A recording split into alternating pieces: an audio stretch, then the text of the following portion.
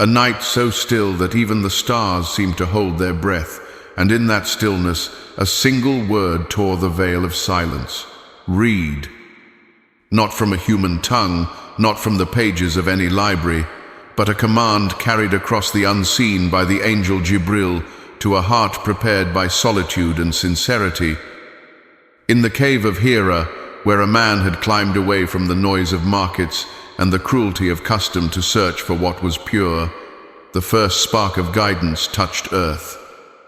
The mountain cradled a secret that would soon cradle the world, and the air itself seemed to tremble with the weight of a mercy about to unfold.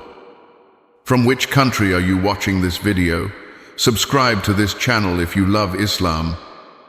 What began as a single command was the opening of a door, the breaking of a dam through which revelation would flow, not as entertainment or poetry, but as the living speech of the one who made dawn and dust and the hidden turns of the human heart. It began in Ramadan, a month chosen to refine the body so the soul can listen, because a fasting heart is a quieter room where truth can sit. The first verses did not arrive like a heavy book dropped onto a table. They descended like rain at perfect intervals, soaking the earth of Mecca, then Medina, then the centuries after, meeting people exactly where they stood, some with pride that needed softening, some with pain that needed salve, some with questions that needed a lantern. Imagine the shock of hearing words that felt both utterly new and intimately familiar, like remembering something you were born knowing but somehow forgot. That is why the Quran calls itself a reminder. It doesn't invent the soul, it awakens it. And from the very first beat, those words identified themselves: guidance for those who want to be guided, a clear proof for those who prefer light over shadow, a criterion that cuts through the fog of opinion to show where mercy stands and where harm hides. The revelation did not flatter power or echo the fashion of the day. It lifted the poor, defended the orphan, honored the truthful, and reminded the strong that strength without justice is merely a costume for fear. The message reached a people skilled in eloquence, people who worshipped words, and yet these words disarmed them. The most gifted poets dropped their pride because they recognized a rhythm no poet could forge and a depth no sage could summon. Even the silence between verses seemed purposeful, like the pause between heartbeats that keeps you alive. Revelation taught that reading is not a hobby. It is worship when you read what heals you, and a covenant when you carry it into action, the kind of reading that turns a person into a lighthouse for others. The first spark spread from a cave to a city, from a city to a civilization, and from a civilization to your screen tonight, so that in your own quiet, even if it is only a small corner of a noisy house, you can sense that same invitation. Read with your eyes, yes, but read with your conscience, read with your intention, read until the meaning rearranges the furniture of your life. That is how chapter 1 of our faith's greatest story began, with a command that became a path that became a people, and a people who kept walking by the light of words that will never dim. If you have ever felt lost, let that first word be your compass. If you have ever felt unseen, let that first night be your proof that the unseen sees you. The same Lord who sent a message to a cave on a mountain is able to send clarity to your heart where you sit now, if only you open the page and step into the story that has been waiting for you since the first read. Long before leather-bound mushafs rested on wooden stands, and long before printing presses kissed ink to paper, the Quran lived on the tongues and in the hearts of those who loved it. The earliest believers did not simply store verses in memory as a collector stores coins. They repeated them until each word braided itself with their breath, until prayer and recitation felt like a single act of living. You can picture the scene: a small circle under the Meccan sky, torches flickering, someone reciting slowly, while others close their eyes to hear the shape of letters and the way meanings turn like birds in flight. Memory was devotion, and writing was stewardship. Parchment, palm leaf stalks, shoulder blades of animals, anything that could receive a line became honored, not because of the material, but because of the trust it carried. The Prophet, peace and blessings be upon him, would review the revelation with Jibril every Ramadan, setting a rhythm that still echoes in our masajid when the nights grow long and the pages grow light in our hands. That review was not a mere recital. It was a renewing, a tightening of the knot, a way of saying to the community, this is how a book becomes a life. And the community responded by building a fortress with two walls, one wall of ink, one wall of memory, so that even if wind scattered papers, the verses would remain in hearts. Even if grief fell heavy on hearts, the ink would hold steady on pages. Arabic itself seemed designed for safekeeping, roots branching into families of meaning that help recall not just the sound of a word, but its entire neighborhood of ideas. Patterns that sing when recited correctly and snag the ear when recited wrongly, pulling you back to precision like a friend who refuses to let you slip. Tajwid was born from reverence. Give every letter its right, every elongation its due, every stop its mercy, because the way you treat the word is the way you treat the one who spoke it. Over time, the modes of recitation, qira'at, were carried person to person with the rigor of a trust that cannot be diluted. Chains of teachers link us to those first nights, so that when you learn, you are not just copying sounds, you are joining a family whose oldest elder is the Prophet himself. Think about what that means for you. When you mouth Al-Fatiha in your prayer, your voice enters a river that has been flowing unbroken for more than 14 centuries. You are not standing alone. You are standing in a current that has delivered hope to caravans, palaces, prisons, and bedrooms alike.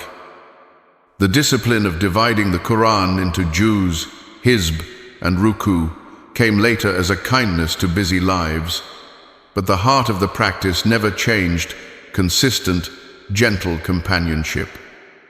Little but regular is the secret. 1 page a day that you treat with respect will do more for your soul than a sprint that leaves you breathless and empty.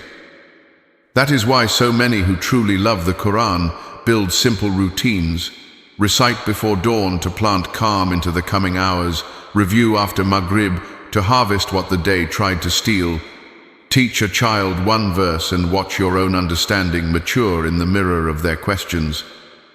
The more you carry, the easier it becomes to carry. The more you forget, the easier it becomes to forget.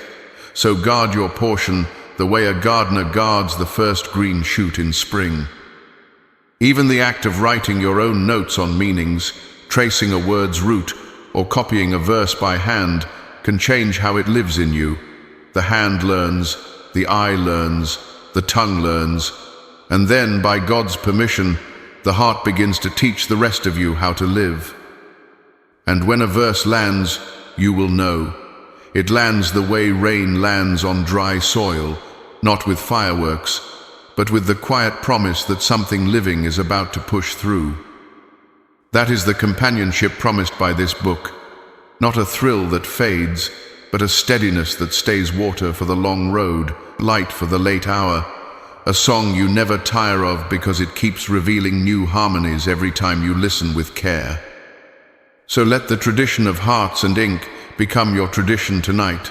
Choose a small portion, give it your best sound, guard it tomorrow, and watch, slowly and surely, as the words you carry begin to carry you. The Quran opens like a door that keeps revealing rooms within rooms, and the first key is understanding its shape. 114 surahs stand like constellations across the sky of the Mushaf, some bright and vast, others small and concentrated, each carrying a climate of meaning you can feel the moment you step in. Al-Fatiha is the entryway prayer that every believer recites multiple times a day, a short passage that holds the architecture of worship itself: praise, servanthood, request for guidance, and the map of the straight path. It is not simply an opening, it is a mirror held up to the soul, asking whether it truly wants what it says it wants when it whispers, "Guide us." From there, the longest surah, Al-Baqarah, stretches like fertile land after rain, laying down principles for belief, law, ethics, and community, sheltering the throne verse that proclaims God's living knowledge and tireless guardianship, and concluding with 2 verses that pour ease and covenant into hearts that carry. In contrast, Al-Kawthar is like a single sip that satisfies 3 short verses, promising an abundance only God measures, teaching gratitude and sacrifice, and reminding the faithful that false disparagement evaporates while divine favor remains. The Quran's chapters are not ordered by size alone, yet the arrangement carries wisdom, long fields where the believer walks at a thoughtful pace, and small gardens that deliver the fragrance of meaning in a handful of words. Each surah contains ayat signs because every verse points beyond itself the way a lighthouse points to safe waters. They are not merely sentences but signs stitched into the fabric of speech.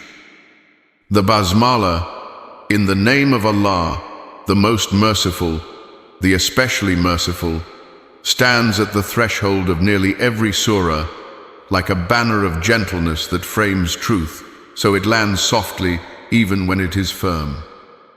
Only At-Tawbah begins without that banner, reminding us that sometimes a warning must stand stark, so that its moral weight cannot be wrapped in misunderstanding. Some surahs open with mysterious, disjointed letters, Alif Lam Mim, Ha Mim, Yasin, sounds that invite humility before meaning, like knocking on a door whose handle belongs to the knower of the unseen, a signal that the human intellect is honored but not sovereign. There are verses that ask the forehead to fall in prostration, sajda tilawa, because comprehension is not complete until the body participates in reverence. Understanding is not only something you think, it is something you enact. The Quran organizes itself also by journeys of practice. 30 juz for a month of companionship, sections and ruku markers to guide breath and reflection in prayer, and thematic currents that flow across chapters so that patience learned in one place is tested in another, and gratitude sung in one surah is lived in the next. Stories are placed not as entertainment, but as ethical instruments. The narrative of Adam and Iblis appears in more than one surah because the struggle between humility and arrogance is not a single lesson, but a lifelong curriculum. The arrangement allows the believer to meet a specific need on a specific day, comfort for grief in Maryam, arguments against despair in Az-Zumar, a charter of mercy and justice in An-Nisa, a reminder of consequences and accountability in Al-Mulk, and a renewal of awe in Ar-Rahman, where blessing after blessing is counted until denial feels unreasonable. Even the soundscapes of the surahs seem tailored, soft repetitions that steady the heart, abrupt images that wake it, gentle promises that sow hope, and precise laws that draw the lines that protect dignity. The throne verse anchors fear by telling the mind exactly who holds the heavens and the earth without fatigue.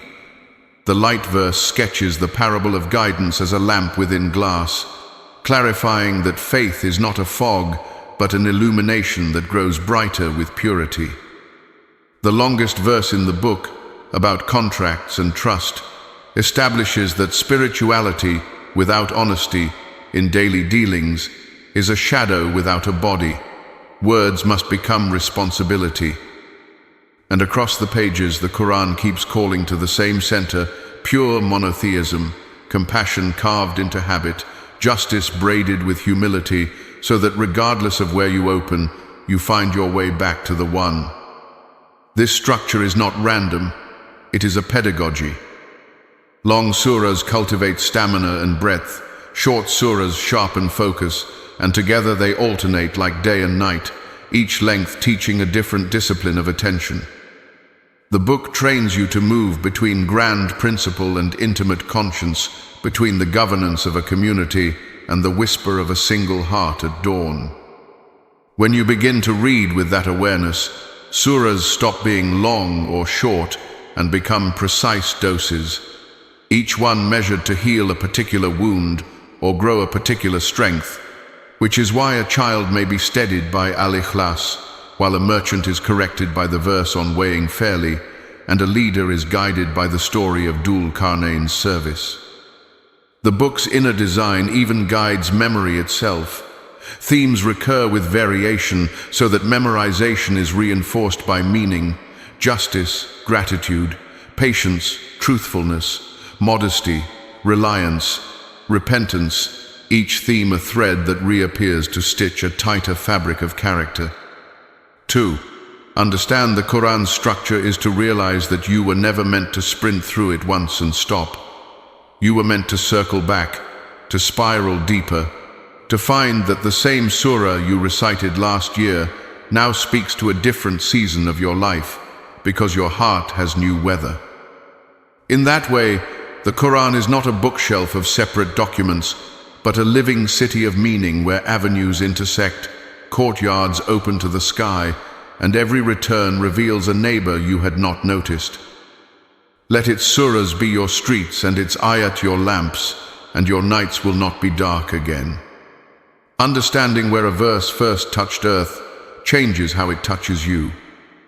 The revelations that descended in Mecca spoke primarily to a people defined by lineage, trade, and pride in eloquence, inviting them to the unseen with arguments from creation, appeals to conscience, and stories that shook the sleep of idolatry.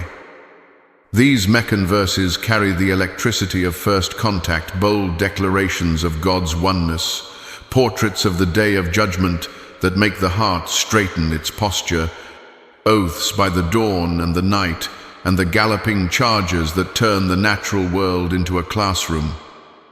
You feel in them the call to break chains that are inside, before changing chains that are outside, chains of prejudice, greed, arrogance, and despair. They come in surahs that are often shorter, sharper, and rhythmically intense, striking the ear so that the message cannot slide past unnoticed. They teach the oppressed to be patient without surrendering dignity, and the powerful to bow before justice. Meccan revelation chisels Tawhid into the heart's stone and plants certainty about accountability after death, because without these roots, no ethical tree can stand when the wind rises. In contrast, the Medinan verses arrive in a city where revelation must now build public life. They bring law wrapped in mercy, rules for family, trade, inheritance, justice, war, and peace. The protection of the vulnerable, because belief that does not repair the world is a sentiment, not a surrender.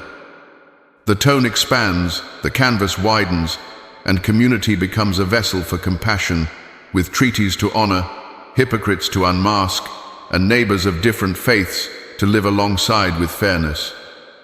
Medinan revelation does not replace Meccan truth. It demonstrates it, pouring Tawhid into the concrete of courts and markets, carving the Prophet's character into policy. Knowing the difference between Meccan and Medinan is like knowing whether you are planting seeds or building rooms. Both are necessary, but the tools and movements change. When a verse speaks of patience under mockery and torture, you hear the gravel of Meccan streets under the feet of early believers. When a verse details contracts or cautions against consuming usury, you hear the bustle of Medinan stalls and the hum of a society being taught to be gentle with the weak. Even within a single surah, the flavor can blend, because life is not cleanly segmented, yet the dominant notes guide you. Meccan surahs like Al-An'am, Al-Araf, Yunus, Hud, Yusuf, Arad, Ibrahim, Al-Hijr, and An-Nahl dwell at length on prophecy, creation, and conscience, arguing for truth with a persistence that frees the soul from its idols, while Medinan surahs such as Al-Baqarah, Al-Imran, An-Nisa, Al-Ma'idah, Al-Anfal, At-Tawbah, An-Nur, Al-Ahzab, Al-Hujurat, Al-Mujadila, Al-Hashr, and Al-Mumtahana shape the duties and delicacies of living together under God. The shift from Mecca to Medina is also the shift from being a small light in the corner to lighting a whole city. Persecution recedes, responsibility increases, and the ethic of mercy becomes visible in governance. In Mecca, believers learned that power belongs to God. In Medina, they learned how power must behave when it is entrusted to humans. Meccan verses console the broken, challenge the arrogant, and awaken sleepers. Medinan verses refine the grateful, discipline the rash, and protect the fragile. When these layers meet in a life, a believer can bow under insult without breaking, can speak truth without cruelty, can hold authority without forgetting the orphan's bread. Consider how this helps you read. If you're facing temptation to bend your principles for approval, a Meccan passage may steady your spine. If you're mediating a conflict at home or at work, a Medinan passage on fairness or backbiting or reconciliation may guide your hands. If you are building a project that affects others, Medinan discussions about trust and contracts remind you that transparency is worship. And if your heart simply needs to remember what it is, Meccan reminders about the one who split the seed and the date stone, who brings rain to dead earth, who counts each step and tear, will return you to center. The prophetic biography itself explains the need for both currents. 13 years of Meccan formation carved sincerity and resilience into the early community, so that 10 years in Medina could convert belief into a civilization of mercy, without arrogance. Mecca taught how to lose in the world without losing your soul. Medina taught how to win in the world without losing your soul. Across both phases, the Quran addresses the same human being, the one who doubts, hopes, loves, fears, forgets, and remembers, guiding them first to stand upright within, then to walk upright without. So when you open the book, ask yourself gently, is my struggle today Meccan or Medinan? Do I need to be convinced again that God is greater than my fear, or do I need to implement what I already know with integrity and care?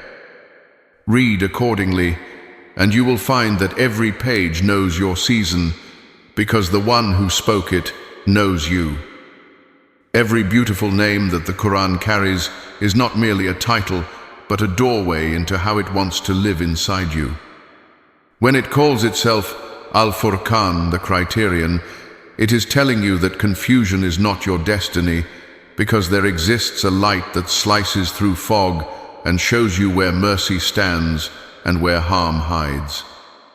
When it is Ad-Dikr, the reminder, it whispers that you were born with a memory of your Lord and that forgetfulness is a temporary cloud, not your sky. As Al-Huda guidance, it does more than point to a path.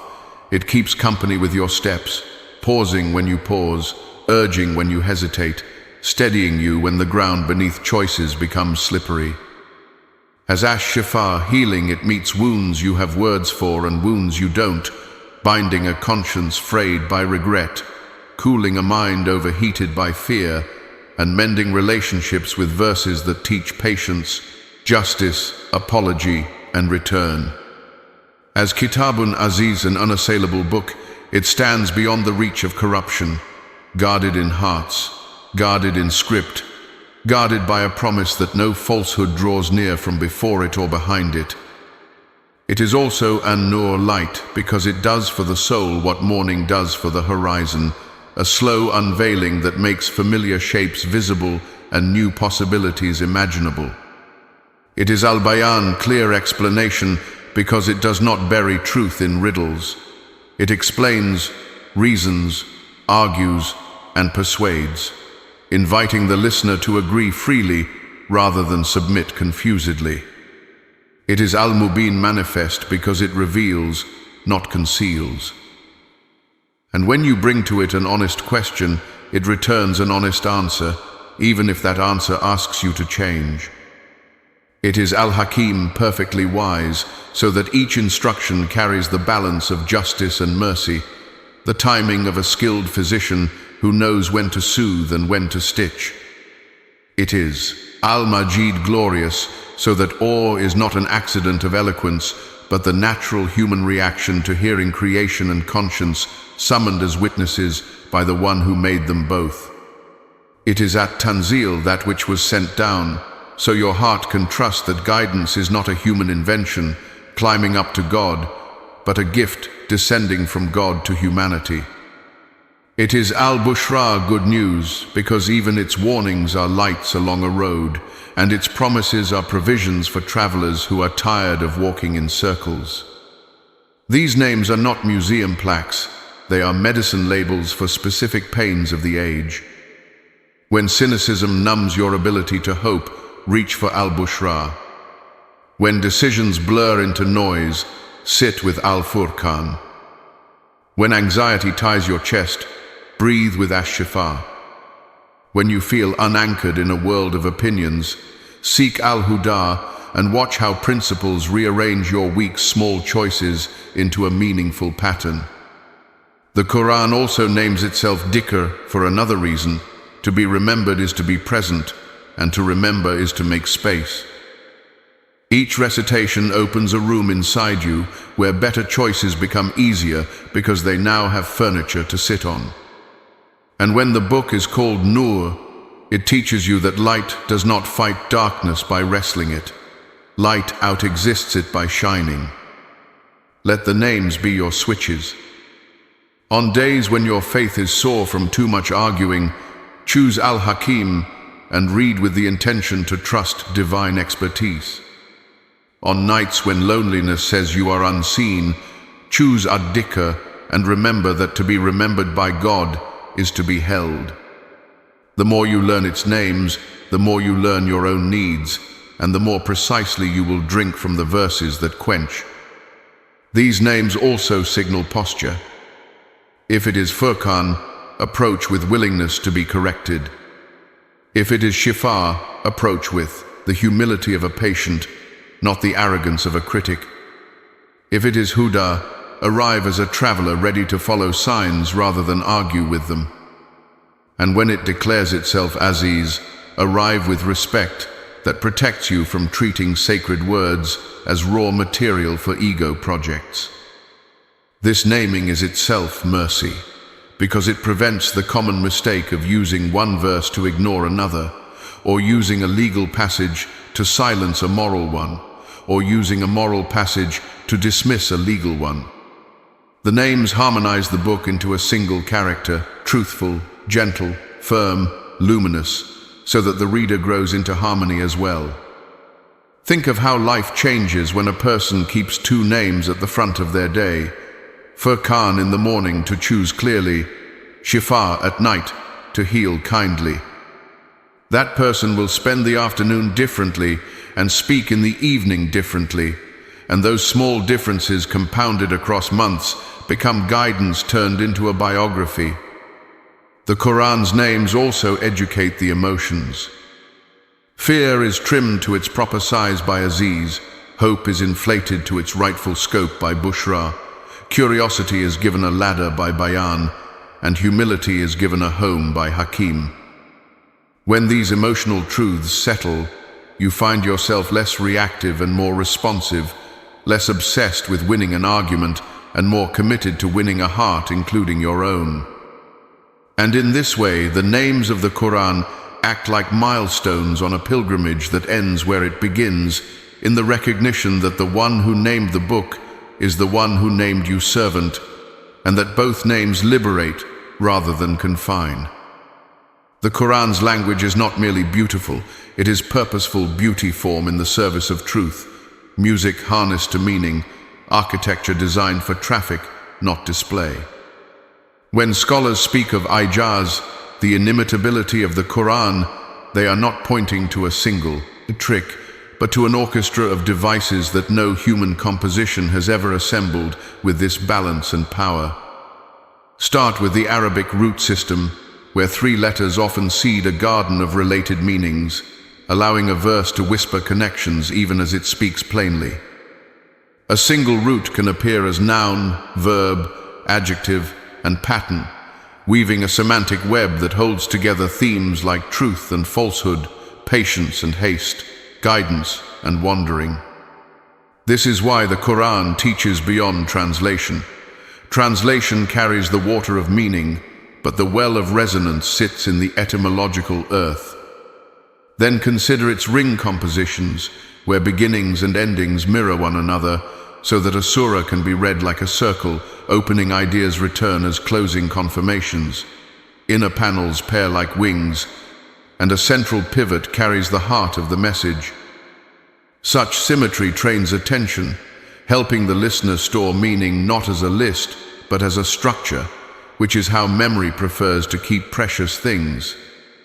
The Qur'an also uses saj, a measured cadence that is neither the forced rhyme of poetry nor the flatness of ordinary prose. It is a living rhythm that engages the ear without enslaving the message to meter. This allows sudden shifts in tone, a warning, then a mercy, a question, then an answer, an oath by dawn, then an unveiling of accountability, each shift landing with precision because the language is agile. Its oaths are not decorations, but courtroom procedures that summon creation as witness, by the fig and the olive, by the star when it descends, by the racing horses, by the morning brightness, by time itself. The world becomes a syllabus, and the human becomes a student, enrolled in a course where weather, seasons, crops, and conscience are chapters.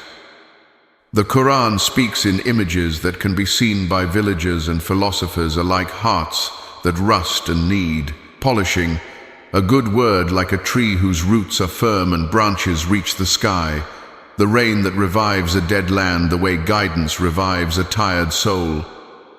The rhetoric plays with contrast to pull truth into relief. Do they equal the blind and the seeing, the darkness and the light, the living and the dead, until even the stubborn mind concedes the simplicity of what it had complicated? At other times it compresses oceans into droplets, distilling monotheism into a handful of words that carry an eternity's worth of theology, so that a child can memorize what scholars spend lifetimes unpacking. Paronomasia, the play of related sounds, appears not as a pun to amuse, but as a gentle tether that keeps allied ideas from drifting apart. Antithesis sharpens choices. Chiasmus crosses meanings so that each half reflects and completes the other. Ellipsis leaves out what your heart already knows to supply, drawing you in as participant instead of spectator. And then there is Nazm, the coherence of discourse by which topics that seem to change are secretly joined, the way a river seems to bend while still moving toward the sea. A legal instruction appears after a moral story because law without story hardens, and story without law softens too much. Together they school the whole person. The Qur'an also persuades by asking questions that make denial feel exhausting. Were they created from nothing, or were they themselves the creators? It challenges without insulting, calls without groveling, and consoles without lying about the cost of truth.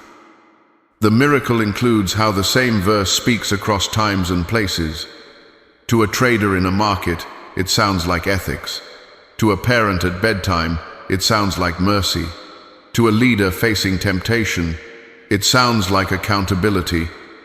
To a student in doubt, it sounds like clarity. This portability of meaning, without distortion of intent, is part of the sign. Then there is the precision of word choice.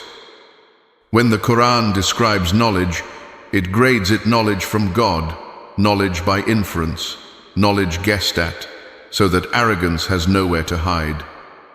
When it speaks of human beings, it uses terms that reveal layers: insan for the forgetful creature, bashar for the biological being, abd for the devoted servant, each word locating you differently in the story of responsibility. It pairs commands with reasons so obedience is intelligent, not blind, and it pairs prohibitions with wiser alternatives so restraint becomes a dignified choice, not a resentful loss. The miracle is also musical in a way that strengthens memory without chaining meaning to melody.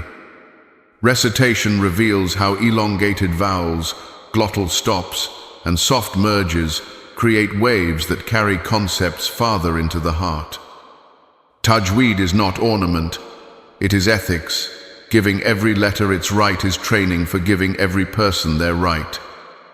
The language sometimes shifts pronouns or tenses mid-passage, a controlled modulation called iltifat, not to confuse but to awaken and to signal that the one speaking controls time, perspective, and audience with equal ease. And because it is God who speaks, the Qur'an can address the prophet with intimacy, humanity with breadth, and the hypocrite with X-ray clarity in the span of a few lines without losing coherence. Its metaphors are disciplined, never trivializing the sacred, never deifying the mundane, yet always near enough to daily life that a shepherd and a scientist can nod at the same sentence for different but harmonious reasons. The book never flatters your laziness. It respects your mind by giving evidence, and your soul by giving reminders, and it respects your freedom by calling, not coercing. And the greatest linguistic wonder is that it reforms the speaker. People who give their tongues to its cadences often find their character begin to rhyme with its ethics. Truth told more gently, criticism offered more justly, gratitude spoken more promptly. Language becomes a ladder out of pettiness, and thought becomes a mirror polished by frequent washing in meanings that refuse to endorse cruelty. Those who attempted to imitate its style produced echoes that sounded clever but felt hollow, because the Qur'an's strength is not in ornament alone, but in the impossible alignment of perfect truth, perfect aim, and perfect delivery. A human can sometimes reach one of those, rarely two, never all three, and never for long. Listen long enough, and you will notice another miracle, the way the Qur'an can be recited for hours without the heart tiring when attention is sincere. That is not normal for speech, that is a signature. So when you open your mushaf and the letters look like hills and valleys, remember that you are stepping into a landscape designed for travel. The paths are meaningful, the bridges are tested, the shade is intentional, and the destination is not merely more information, but a better you, one whose tongue is kinder, whose choices are clearer, whose hope is sturdier, and whose worship is wiser. If you let this language live in you, your language will begin to live for others, and that too is part of the miracle. A book that teaches humanity how to speak to God, and, in learning to do so, teaches humanity how to speak to each other. Tajweed is not a decorative flourish for the pious. It is the ethics of the tongue learning, mercy, discipline, and intention through sound. When you recite with Tajweed, you are practicing justice at the level of letters, giving each consonant its full right, stretching each long vowel only as far as it was meant to travel, softening where softness was decreed, and stopping where wisdom asks you to stop. This is why scholars called recitation an act of worship even before you understand every shade of meaning. Worship appears in the care you show the words of God, the patience you invest in each makhraj, the gentleness with which your breath escorts a verse to its landing. The manners of recitation are small doors that open into vast rooms. Begin with isti'adah, seeking refuge, then say the basmalah, and let the name of the most merciful oil the gears of your heart so that every sound moves cleanly. Sit with a body that signals respect, with a heart that expects healing, with a tongue that refuses arrogance, and notice how even the muscles of your face begin to learn humility. When a verse of mercy arrives, allow your hope to brighten. When a warning arrives, let your conscience straighten. When prostration is invited, answer with your forehead, because comprehension is unfinished until the body agrees. Recitation is companionship. You keep company with the book until its tone becomes your tone and its pace becomes your patience. Those who read consistently discover that the Qur'an trains more than memory. Your breath deepens, your anxieties unclench, your speech to people becomes cleaner because your speech to God has been washed in carefulness. Tajweed terms first sound technical: idgham, ikhar, iqlab, ikhfa, kalkala. But behind each rule sits a spiritual courtesy. When to merge and disappear yourself, when to appear and be clear, when to hold your ground and vibrate with firmness, when to veil your sound and pass through with discretion. The knowledge called qira'at widens this horizon further, not as a confusion of options, but as a tapestry of preserved modes that traveled teacher to student, chest to chest, with chains that protect fidelity. You learn that Afsh an Ashim is a river many of us drink from, but other rivers flow too: Warsh, Kalun, Kalaf each, carrying a pronunciation or shade of meaning that the earliest community heard and cherished, all within the guardrails of revelation. The miracle here is integrity, variety without contradiction, difference without chaos, nuance without tampering, like multiple paths across the same garden, all leading to water. And because the Prophet, peace and blessings be upon him, reviewed the Qur'an with Jibreel every Ramadan, the community inherited a rhythm of review that still steadies the year. The nights of standing become nights of listening, and the heart learns that the moon has phases, and so does your focus. If your mind wanders, do not panic. Bring it back gently, like returning a bird to the hand with soft palms. If your tongue trips, do not scold it. Teach it again with kindness, for harshness to yourself is not a sunnah of learning. A single letter recited correctly is a victory against the habits of haste that have colonized the modern day. A single pause in the right place is a sermon to your impulses that not everything must be rushed. The Prophet said, "The most beloved deeds are those done regularly, even if small, and recitation is the purest field to plant that hadith. 1 page a day, held with love and guarded with routine, will outgrow 100 sudden sprints that leave you exhausted." Let your voice be modest, your pace considerate, and your aim sincere. Remember that the best reciter is the one whose heart feels nearest to the meanings, not the one whose throat dazzles an audience. Some days you will feel heavy, read anyway. Some days you will feel light, do not become proud. If tears come, welcome them without performance. If they do not manufacture them. Truth has many textures, and God receives each of them. Learn to savor the ayat that the Prophet loved, ayat al-Kursi, that declares unsleeping guardianship, the closing of Al-Baqarah, that shelters the obedient, the Mu'awidhat, that teach you how to ask for refuge from whispers and harms seen and hidden, and let them become your doors at dawn and your locks at night. Teach children to taste sounds before you drown them in technicalities. Let them love Al-Fatihah's melody and the small surahs like small lanterns, and then, as their hands and hearts grow, place the instruments of tajweed in those hands like trusted tools. And teach elders that it is never late to polish a letter or learn a rule, because every improvement in recitation is an improvement in patience, and every improvement in patience is an improvement in life.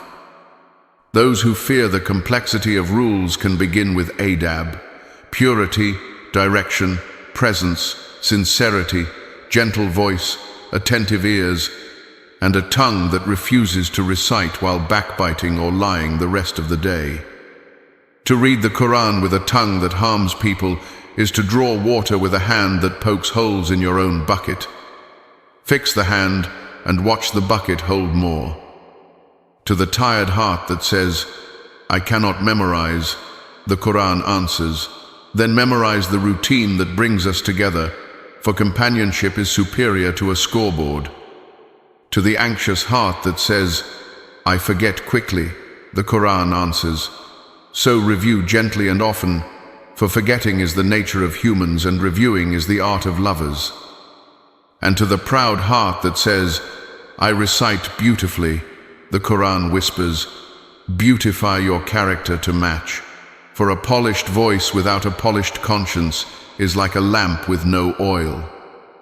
If recitation is how the book enters, structure is how it stays. The division into 30 ajazah is not a bureaucratic grid, but a mercy for busy lives. It gives you a month-long roadmap that you can walk at the pace of your reality. Some fold their days around a juz in Ramadan, others carry a half or a quarter in ordinary months, and many discover that a consistent rubber quarter of a juz fits perfectly between tasks, like a prayer mat fits perfectly between a door and a desk. The further sections, ahzab and ruku, are like mile markers that keep your will from stumbling. You know where to stop without severing a theme, and you know where to start without confusion. The manzil system, which arranges a complete recitation across 7 days, offers a weekly cycle for those who want the book to pass through them as regularly as blood passes through the heart, and even if your pace is slower, the intention blazes a trail that your steps will eventually match. Build a ritual that is gentle and defensible, a time that cannot be negotiated away, a place that your body associates with calm, and a trigger that guides you there. A cup of water, a breath at the window, a tasbih that warms your palm. The Quran rewards specificity, a vague hope to read more starves, but a precise promise to read 10 minutes after Fajr and 10 before sleep multiplies. Let your routine respect seasons. When work is heavy, reduce the portion but not the bond. When travel disrupts, carry a pocket mushaf or an app and let your finger trace letters on a small screen like a pilgrim kissing a black stone, brief but committed. If illness visits, read with eyes and heart, for the intention of the incapacitated weighs heavy on the scales of the knower of intention.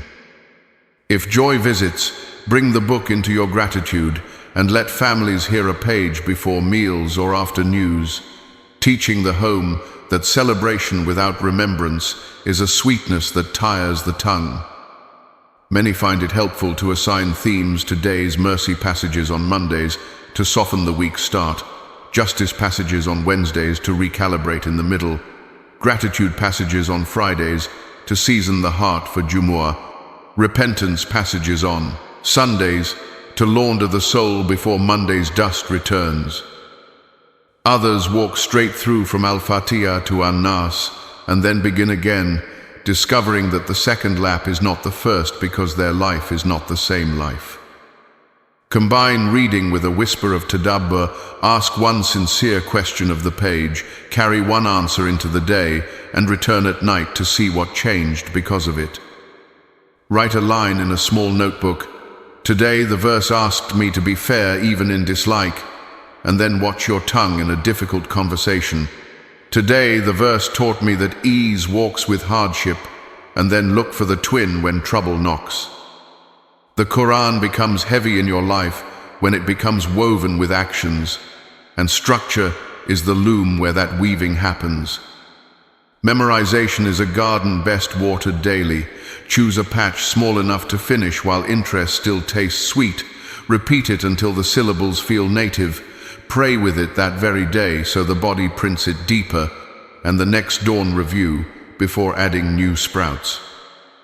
When forgetfulness bites, forgive yourself and return. For the Prophet likened Quran to a tied camel.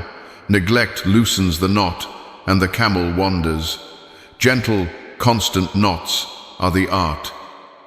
Pair your voice with a teacher if you can, in person or online, so that your mouth is measured by a standard outside your ego. We are all biased toward thinking we sound fine. Read aloud enough to hear your own mistakes, quietly enough to respect neighbors and walls. Let your household know that this is not noise but nourishment, and involve them, because families that orbit the book tend to develop gravity against pettiness. Make friends with ruku symbols, end where the meaning rests, not mid-sentence, so your heart learns to love closure and your mind learns to love patience. Use the margins to mark moments when a verse felt personally addressed years. Later, you will revisit and find a map of mercies that carried you when you did not realize you were being carried. Do not make your structure a whip for others. Your portion is your covenant, not their cage. Encourage without shaming, invite without performing, and remember that a grandmother humming a small surah after Isha might be traveling faster toward God than a young tongue racing through a juz to impress its own reflection. If you teach the architecture of the book alongside its beauty. Show how juz divisions help busy souls persist, how ahzab and manazil give options for various capacities, how themed reading builds character in deliberate layers, how the scattered moments of a modern life can be gathered by a consistent appointment with the same unchanging page. If you lead a circle, keep it tender and punctual. Nothing grows a habit like a group that starts on time and treats every participant as honored. Let the Qur'an be the first voice your morning hears and the last voice your night remembers. A single ayah can open the day like curtains. A single ayah can close the day like careful hands on a precious box. Know your obstacles and design around them. Put the mushaf where your eyes naturally fall. Pair your reading with tea you love. Stack your phone under the book so that to reach distractions you must first touch revelation. When the heart says, "I will start tomorrow," answer, "I will start now with 2 lines," and keep that promise as if it were a prayer time. Over months, these small obediences become a spine of steel under clothing of kindness, and people will say you have changed. You will know you simply kept showing up. Structures also include seasons of intensification, Ramanatan's nightly rivers, the 10 days of Dhul, Ija, the odd nights you chase Laylat al-Qadr, the retreat days when you switch off the world and give the book your unshared attention, and these seasons refill the reservoir so that ordinary days can drink. Leave room for listening as part of structure. Recitation recorded by reliable voices can accompany commutes and kitchens, and though listening never replaces your own tongue's worship, it keeps the heart soaked, like plants that prefer frequent mist to rare floods. Above all, remember that structure is not a prison. It is a shoreline that makes the ocean swimmable. The goal is not to check boxes, but to change being, not to finish pages, but to let pages finish with you the work they began. If you fall, rebuild gently and immediately. If you soar, protect humility as your shadow. Keep a portion for when you are joyful, so that joy does not make you careless, and keep a portion for when you are grieving, so that grief does not make you hopeless. A life tethered to a daily portion becomes a life tethered to peace. A heart that has a scheduled meeting with its Lord carries a secret calm that surprises even its owner. And the one who starts small today will, by the permission of God, look back in a year and find that the Qur'an has braided itself through their hours like gold thread, quiet, persistent, beautiful, and that the person they became was sown by verses they once struggled to pronounce. Revelation did not end and then float into history. It continued as a living trust that the community carried with awe, and the story of that carrying is a story of love organized into action. During the Prophet's lifetime, verses were not only memorized but written immediately by designated scribes on parchment, bones, leather, and palm ribs, and he himself would direct where each new verse belonged, saying, "Place this in the surah that mentions such and such," fixing an order that was not human guesswork but prophetic instruction. The final Ramadan of his life included an intensified review, with Jibreel twice rather than once sealing the recited arrangement that the companions then held in their hearts and gatherings. After his passing, the community faced a grief sharpened by danger when battles like Yamama took the lives of many memorizers, and Umar, with insight and mercy, urged the Caliph Abu Bakr to gather the Qur'an into a single-bound mushaf, so no verse would be lost to calamity. Zayd ibn Thabit, young in years but vast in trust, led the effort with a standard that would humble any archivist. He refused to accept a verse without two witnesses, one of writing and one of memory, so that the written page bowed to living hearts, and living hearts were checked against written lines. The result was a compiled mushaf that rested with Abu Bakr, then Umar, then entrusted to the Panafshah, the mother of the believers, becoming the reference codex that guarded the exact recited text in an age before printing presses and backups. Years later, as Islam's reach widened and accents and regional readings began to color recitation, the Caliph Uthman faced a different mercy that could become a test: the beauty of qira'at preserved from the Prophet on one hand, and the risk of regional rivalry on the other, and he acted to preserve unity without erasing authentic variety.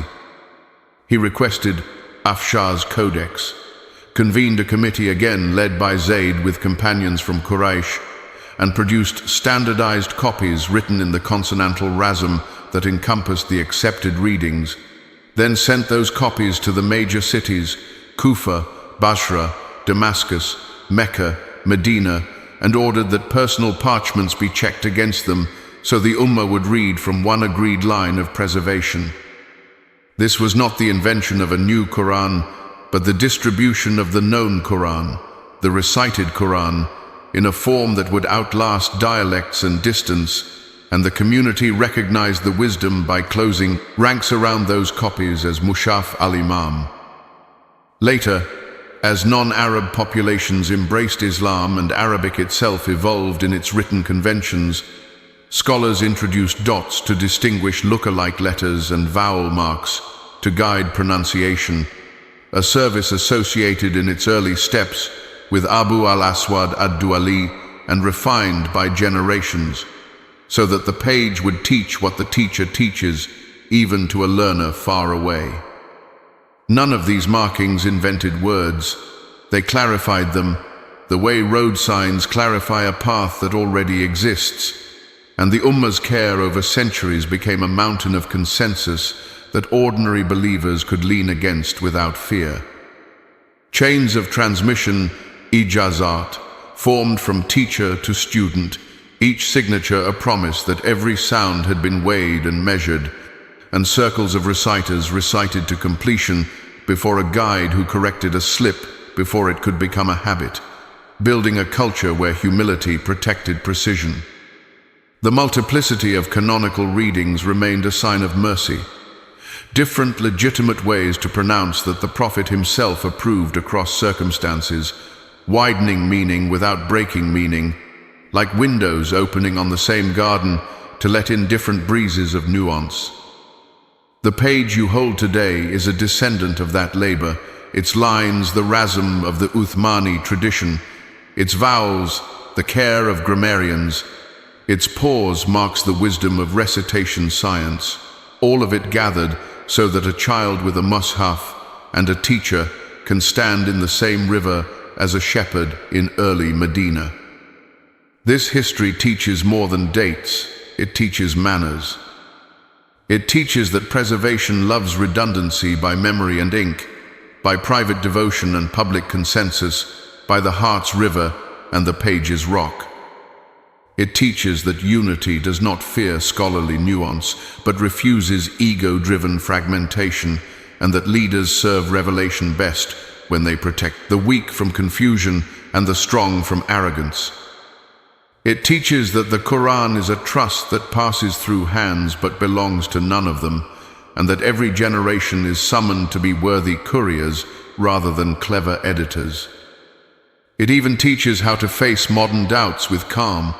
When someone asks how you know your book is preserved, you can speak of living chains, global consensus, the impossibility of a secret conspiracy in a community spread across languages and continents, and the simple miracle that a child in Jakarta and a grandmother in Dakar recite the same verse without disagreement about a word.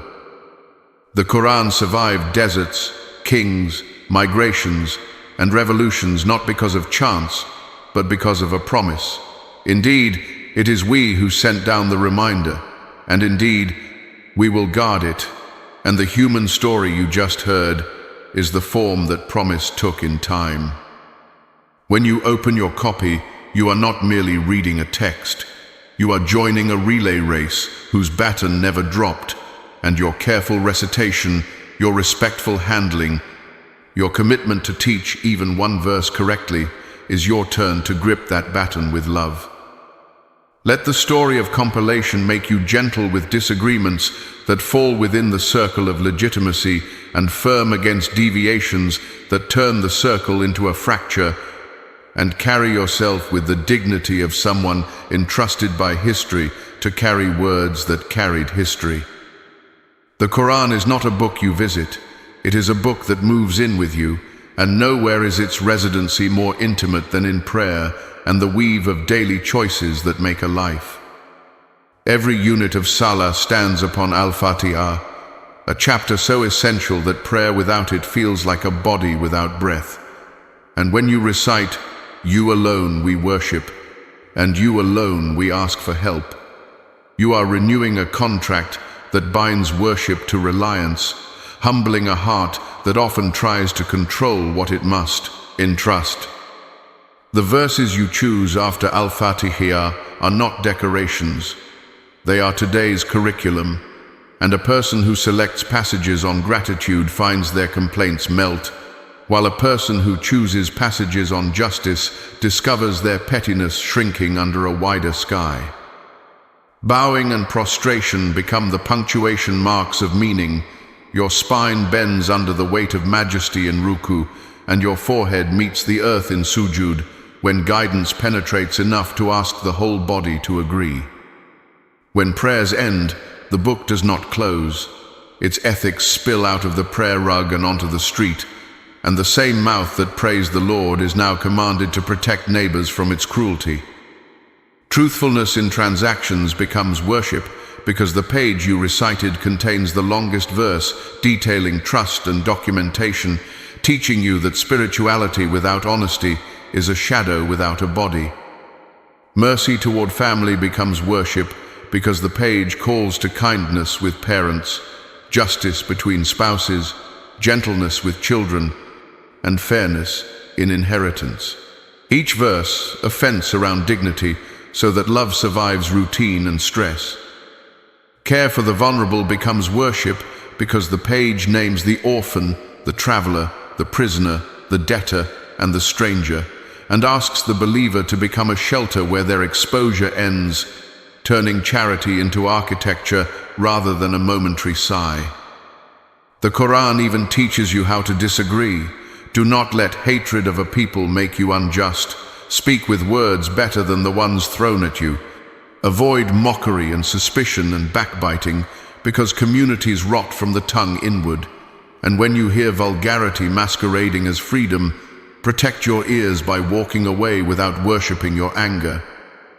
The book trains the conscience to love, repair if you wrong someone. Make it right quickly. If you see a breach, mend it before it becomes a canyon. If you cannot fix a harm, at least do not enlarge it by resentment disguised as principle. In work, the Quran recalibrates ambition by tying success to integrity. Keep promises, weigh fairly, do not devour interest, do not cheat measurements, and remember that profit without blessing is like a meal that fills the stomach but starves the soul. In leadership, it redefines strength as service.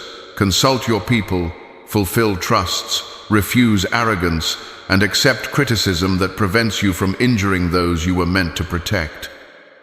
In solitude, it builds resilience by prescribing remembrance, reflection, and sincere repentance. The trio that clears a heart's windshield so you can see what you are doing to yourself and to others. The Quran supplies prayers for moments too heavy for improvised speech. Our Lord, do not burden us beyond what we can bear when a wave breaks over your day, or, Our Lord, grant us from our spouses and children the comfort of eyes, when you fear that love is losing its way, or, Our Lord, expand for me my chest and ease my task, when responsibility feels larger than your hands. These du'as are not slogans, they are ropes thrown from the sky, and the habit of catching them reshapes how you think under pressure.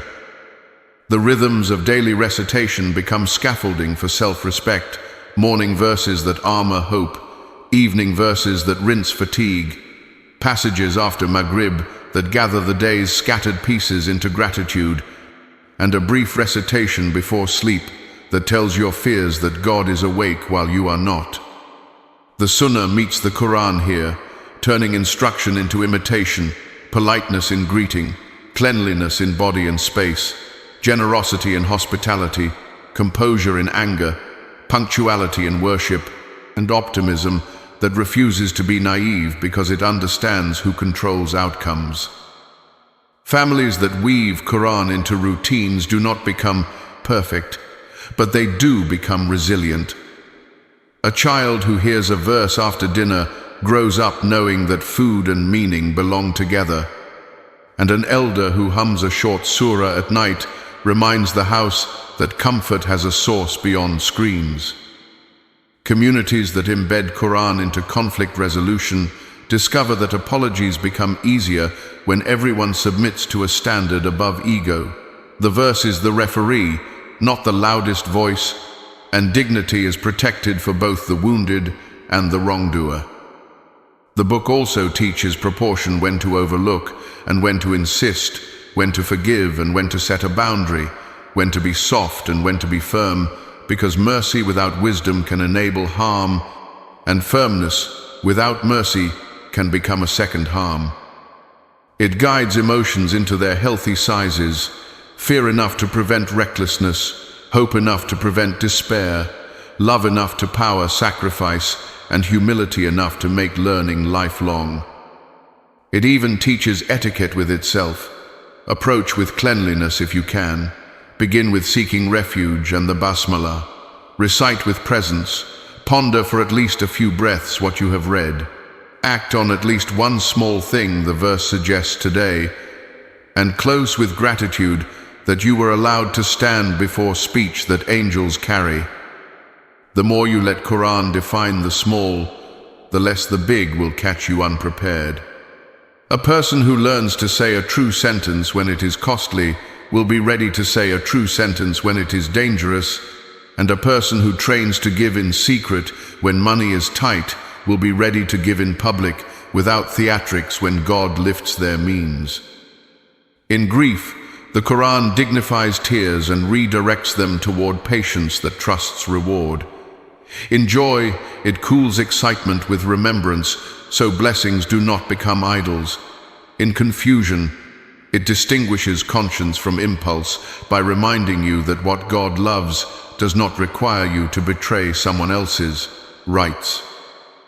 Carry it into your career so that competence becomes a form of worship, into your friendships so that loyalty is braided with counsel, into your studies so that knowledge polishes character rather than inflates pride, and into your leisure so that rest renews purpose rather than erode it.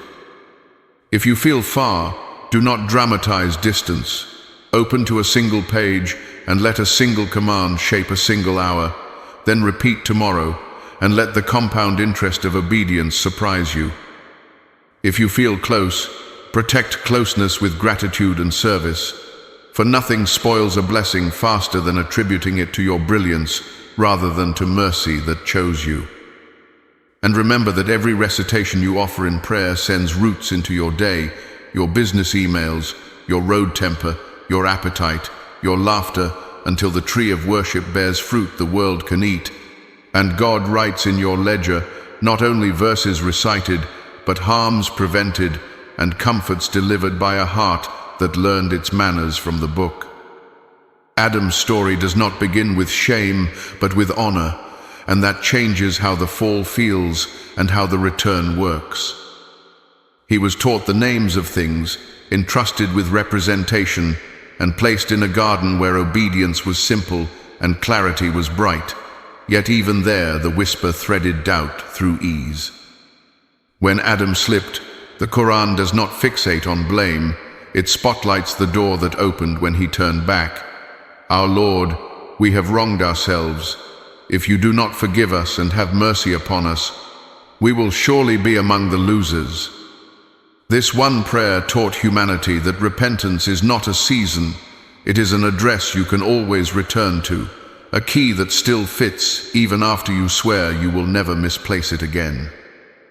Shaitan's refusal to bow grew from pride that preferred a narrative about fire and clay over a command from the Lord of fire and clay, and that pride becomes a mirror for us whenever we begin to defend a mistake rather than repair it. The lesson is crisp. The sin that hurries to repentance becomes a bruise that heals, while the pride that refuses becomes a fracture that spreads. Nu's years, a lifetime of calling day and night, remind you that faith grows on the timeline of trees, not fireworks. He built an ark under a sky that was still clear, and the mockers laughed because they mistook delay for denial. But delay in the Qur'an is often mercy, time for return, room for reflection, space for people to choose dignity without the panic of disaster. When water finally rose, it carried those who trusted and exposed those who trusted their sarcasm, and the image of a ship riding waves like mountains teaches that salvation may look like wood and rope to the eye, but to the heart it is obedience shaped into shelter. Ibrahim's path runs through fires that cool and migrations that become beginnings. He questions idols not with cruelty but with clarity, asking a people to notice that their carved hopes neither speak nor save, and when confronted by power, he answers with arguments that respect the listener enough to offer reasons. He and Hajar leave a child in a valley with a prayer and a trust, and Zamzam answers. Years later, he and Ismail raise foundations with hands that learn to hold knives but are commanded to hold bricks, because Islam turns tests into architecture. His debates and his building echo a single theme. You can be gentle and unshakable at once, and friendship with God is not a title. It is a biography written by acts that match promises. Musa stands at the red line where fear meets command. He faces Pharaoh, who weaponized propaganda and spectacle, and yet the Quran shows Musa instructed to speak gently as the first style of truth, even when confronting tyranny, because harshness is not proof of courage, principle is. He learns patience with Khidr, witnessing actions that offend the eye while hiding mercy beneath, and that travel teaches that knowledge without patience misreads the script of the day and slanders the wisdom of God. When sea opens and staff turns serpent, the point is not magic. It is the reminder that creation bends when the Creator wills, and the believer walks forward with wet ankles and a heart that finally sees that obedience is the only rational strategy in a world authored by God. Maryam's solitude is not abandonment, it is preparation.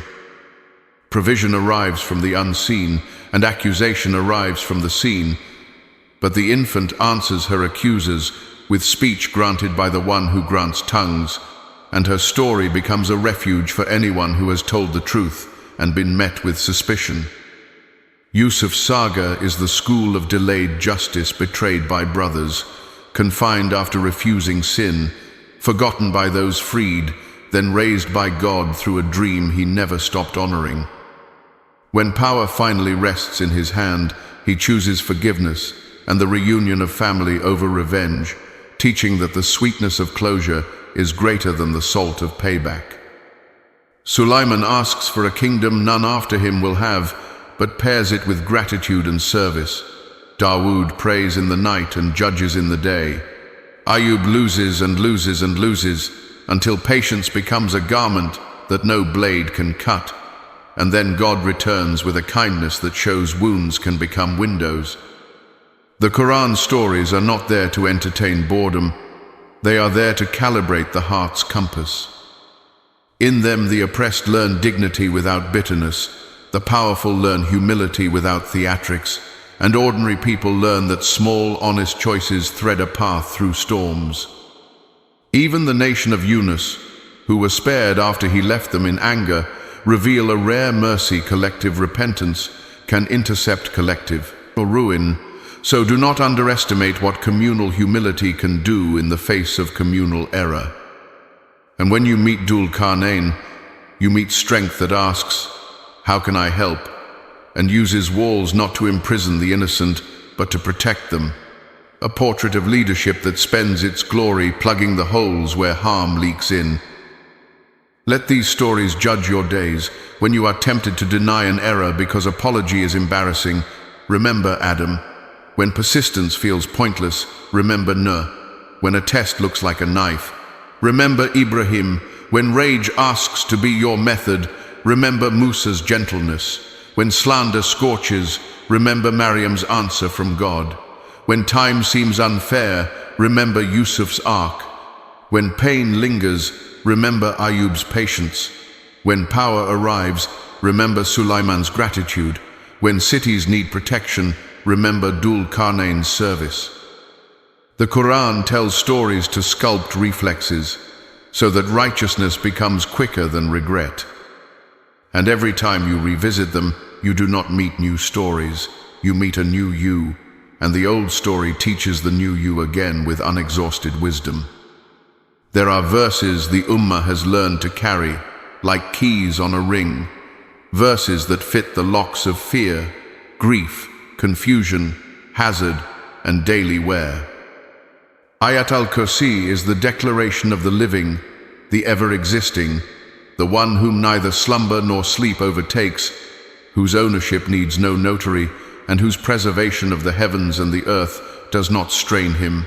And every phrase in that verse is a medicine against imagining a tired God or a chaotic cosmos.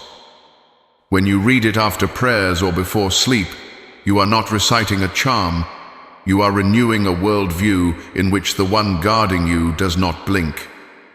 The last two of Al-Baqarah arrive like rain at the end of a long day, beginning with a creed that believers echo, "We hear and we obey," and moving into a prayer that knows the human threshold better than we do. Our Lord, do not burden us beyond what we can bear. These verses carry promise of protection for the house that hosts them at night, as taught by the Prophet, and they teach a theology of mercy that keeps scrupulous souls from drowning in their own standards. The Mu'awwidhat al-Falaq and An-Nas train the tongue to seek refuge from harms outside and harms inside, from the prick of envy that can sour blessings to the whisper that curls itself around intention and pulls it toward show or spite. They are short enough for a child and deep enough for a scholar, and their daily use polishes a shield you did not know you were missing until you realize your agitation shortens when you guard your mornings and evenings with them. Surah Al-Ikhlas condenses Tawheed into a chalice small enough for the hand of a child. God, one, needed by all, he begets not, nor is he begotten, and there is none comparable to him, so that the heart drinks clarity without complication, and love for that clarity counts like a third of the Quran in reward, because it carries the axis on which all meaning turns. The opening of Al-Fatiha is itself protection because it aligns a wandering will with the straight road, and a person who closes their day with Al-Fatiha, Ayat al-Kursi, and the Mu'awwidhat has placed posts around the night that tell fear and envy they must stop at the fence. There are other keys too. Al-Mulk teaches that sovereignty is not for sale, and that the one who made death and life is training you in excellence, so its nightly recitation becomes a friend in the grave by God's permission. Al-Kahf on Fridays lights a week and carries warnings about Dajjal's deceit by teaching the antidote's truth over spectacle, patience with the wise, even when you do not grasp their method, gratitude over arrogance when gardens flourish, and using power to protect rather than parade. Yasin, often recited over the ill and the dying, softens hearts with reminders of resurrection and the ease with which the one who first created can create again, smoothing the passage between worlds for the listener and the reciter both. Al-Waqiyah whispers about provision so that greed loosens its grip and panic over wealth learns proportion, a practice many have found calms the chest that is tight about tomorrow's bread. The Prophet taught the morning and evening adhkar, packets of Qur'an and supplication that function like spiritual hygiene. Neglect them and grime accumulates, keep them and the soul stays limber under pressure. And yet the power is never in syllables alone, it is in the belief and obedience that accompany them. A person who seeks refuge from envy while spending hours provoking envy online is like someone who asks for rain and then opens an umbrella when mercy begins. Align behavior with prayer and watch protection become visible. A person who recites verses of trust and then manipulates every situation to avoid depending on God treats the words as ornaments. Treat them as contracts, and the world's noise will feel less sovereign over your moods. These verses also train you to put fear in its place. Fear of harm invites refuge, not paralysis. Fear of poverty invites charity and lawful striving, not hoarding that insults the provider. Fear of people invites living for God's gaze, which is the only gaze permanent enough to warrant anxiety. Carry the keys and teach them to your family. Let children see you blow the mu'awwid hat into your hands and wipe over them before bed. Let spouses hear al-mulk before lights out. Let friends receive a message of al-ikhlash when life confuses them, not as superstition but as steadying truth. And for those heavy days when the mind is too tired to argue with despair, let the tongue move anyway. Sometimes the heart catches up to words said faithfully and finds itself held by a strength that does not issue from willpower but from remembrance. Protection in the Qur'an is not the promise of no storms, it is the promise of a reliable harbor and a repaired hull, and people who dock there regularly learn to sail again without the ship becoming their god. Etiquette with the book begins before you touch a page and continues after you close it, because adab is the architecture that makes love durable. Begin with intention clear enough to speak. I am approaching to seek guidance, to worship by reciting, to act on at least one thing I learned today, for intentions are doors, and clear doors swing open more easily. Cleanliness honors the one who spoke wudu if possible, a clean space if you can manage it, a heart that refuses to make the tongue recite while the mind scrolls as much as you are able, not as a barrier, but as a courtesy. Seek refuge from shaitan and say the basmalah so that mercy frames your reading, and then give the Qur'an your face and your time. If you must stop, stop with respect and return with eagerness, the way you would treat a beloved friend who deserves more than distracted nods. Give letters their rights and meanings their honor. Do not rush the sound so fast that the sense cannot keep up, and do not dive into interpretations beyond you without a teacher, for the book is clear in its message, yet layered in its sophistication, and humility is safety gear. Keep a small notebook, not as a performance, but as a promise to capture one seed per session, an insight, an intention, an action, so that reading does not evaporate. Write, for writing is a net that catches what memory drops. When a verse of mercy comes, ask. When a warning comes, seek protection. When a command comes, plan a step. When a prohibition comes, identify a habit to starve. When a story comes, locate yourself among the characters and choose to be the one who grows. If you encounter a verse of sajda, honor it with prostration when you can, for the body learns faster than the mind that the one speaking is above you and for you. Handle the mushaf gently, keep it elevated if possible, avoid placing it carelessly under piles of life, and let your children see your hands treat it like a treasure. What children watch, they worship.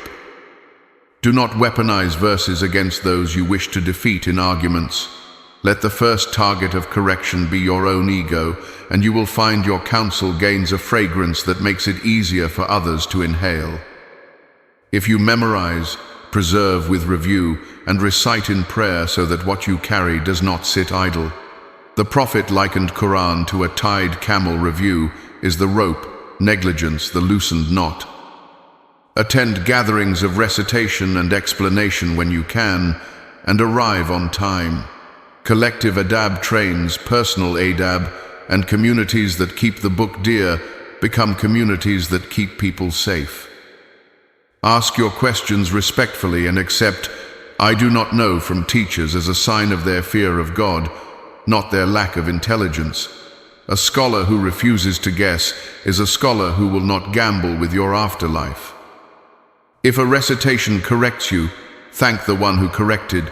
To be corrected is to be cared for, and the devil hates nothing more than a humble student who cannot be baited into vanity.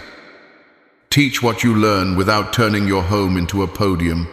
Small circles, gentle sharing, and practical applications teach better than speeches.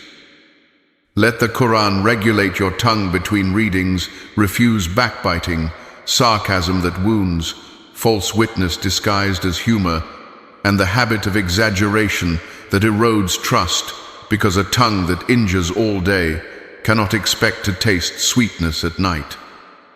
Tie your recitation to service. If a verse exalts generosity, give. If it condemns deception, audit your income. If it praises patience, wait kindly in the very place you usually snap.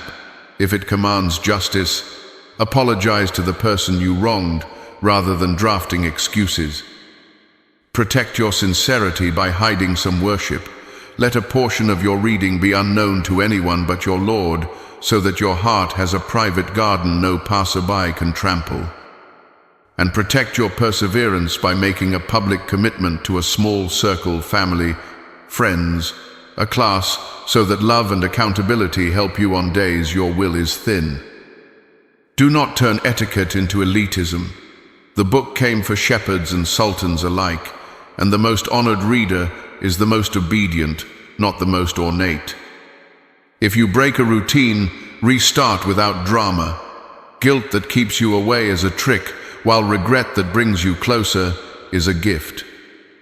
If you are new, begin with short surahs and consistency. If you are seasoned, deepen tadabbur and teach gently.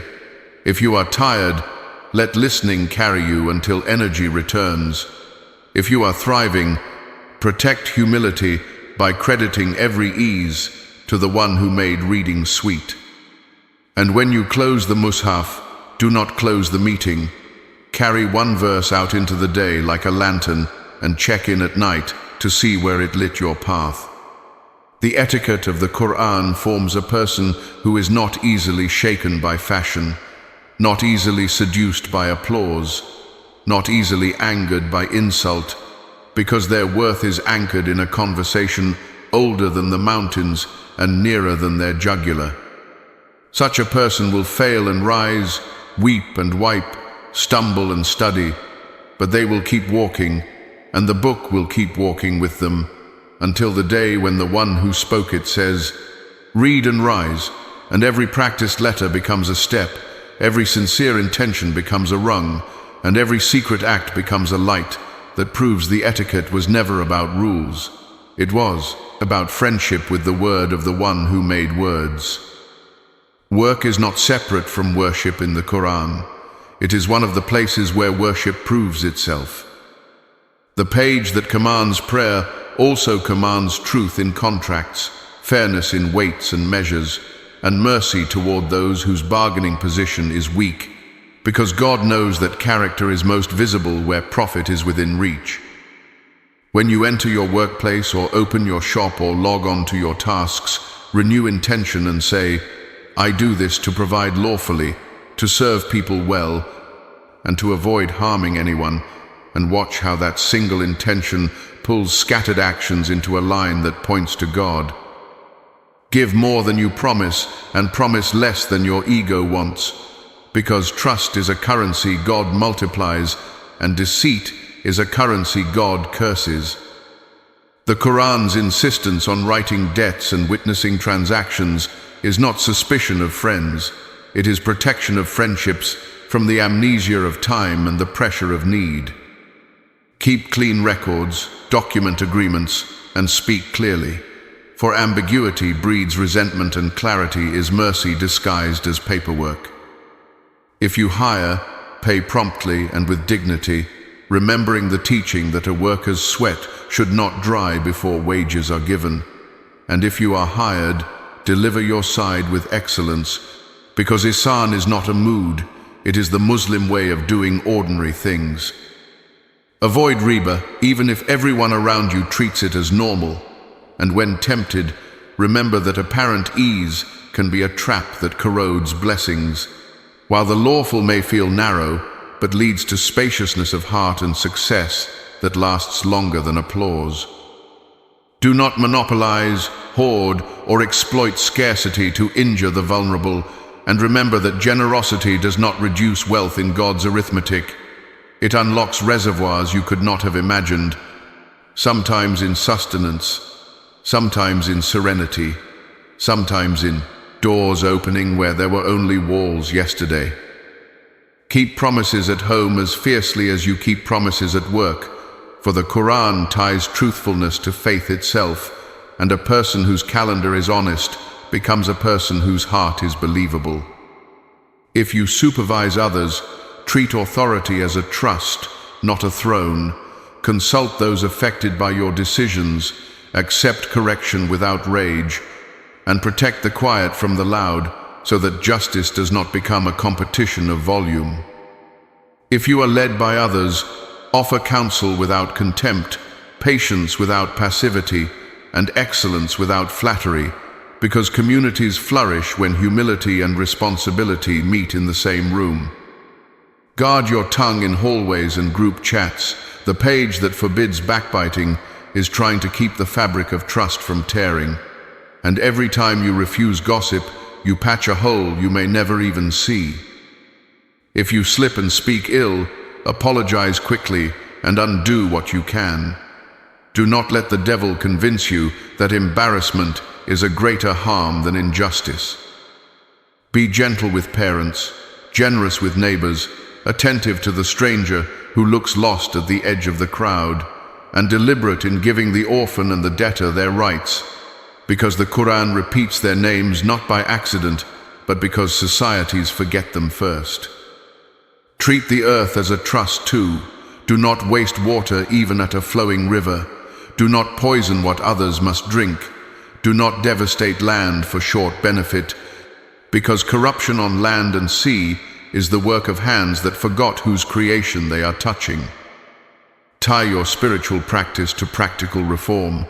If you recite verses about justice, let your emails become kinder and more exact. If you contemplate patience, let it show on your steering wheel. If you reflect on charity, quietly set up a small standing donation so your heart's gate opens, even on days when zeal is asleep.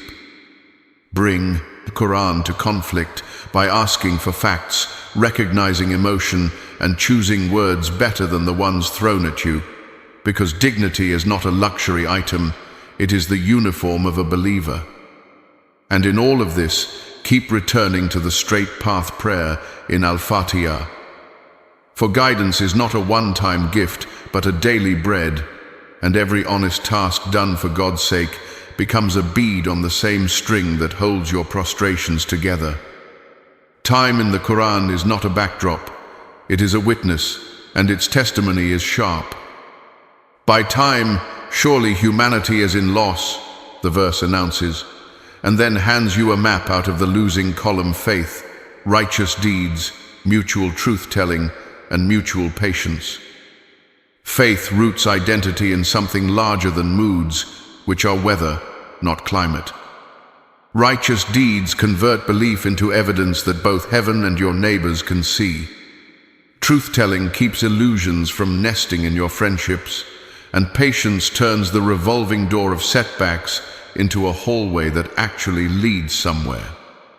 Trials in the Quran are not surprises to God or punishments by default. They are appointments with growth, sometimes to remove arrogance, sometimes to awaken gratitude, sometimes to prepare you to help someone else staggering toward the same door next year. Hardship and ease travel together like twins recorded in the same birth certificate, and when you meet one, you should look for the other's shadow. Often it is already at your feet, but panic has narrowed your vision. Patience is not clenched teeth and silence alone. It is intelligent endurance paired with lawful action, an art of tying your camel and then resting your heart, a refusal to sprint off a cliff or lie down in the road. Gratitude is not a speech you give. It is a redirecting of credit to the giver and a use of gifts in the way the giver loves. And God promises more for those who practice it. Sincerely, more capacity, more clarity, more openings that are not always material but always meaningful.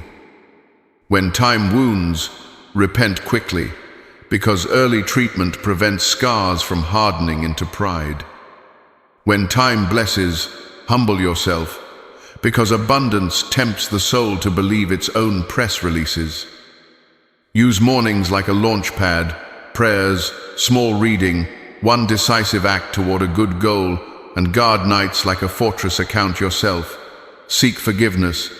Plant tomorrow's intention, because days become years, and years become legacies while you are busy thinking you are only choosing a snack. Learn the cadence of seasons the Quran honors. Ramadan for retreat and generosity, the sacred months for restraint, Fridays for communal remembrance, odd nights for seeking what cannot be scheduled by human calendars, and ordinary Tuesdays for faithful ordinary obedience that often weighs more than the special moments we keep chasing. Do not live in yesterday's regrets or tomorrow's fantasies at the cost of today's responsibilities. Tawakkul belongs to the present tense, where decisions are made. If you are tested by loss, say what the patients say: we belong to God and to Him we return, and then do the next right thing you actually can do. If you are tested by insult, let restraint be your first response and principled speech your second. Anger's first draft is rarely worth publishing. If you are tested by delay, revise your definition of success from speed to steadiness.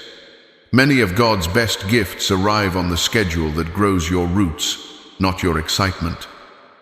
Keep company with people who remind you of truth and train you in patience, because the surah ties salvation to community on purpose.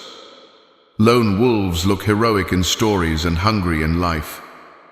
Keep a small ledger of favors to oppose the brain's bias for complaint, and rehearse your doers so that when the storm hits your lips, already know the route to harbor. Remember that your clock is different from someone else's clock. Envy is the theft of both gratitude and time, and comparing chapters across lives confuses plot with page count.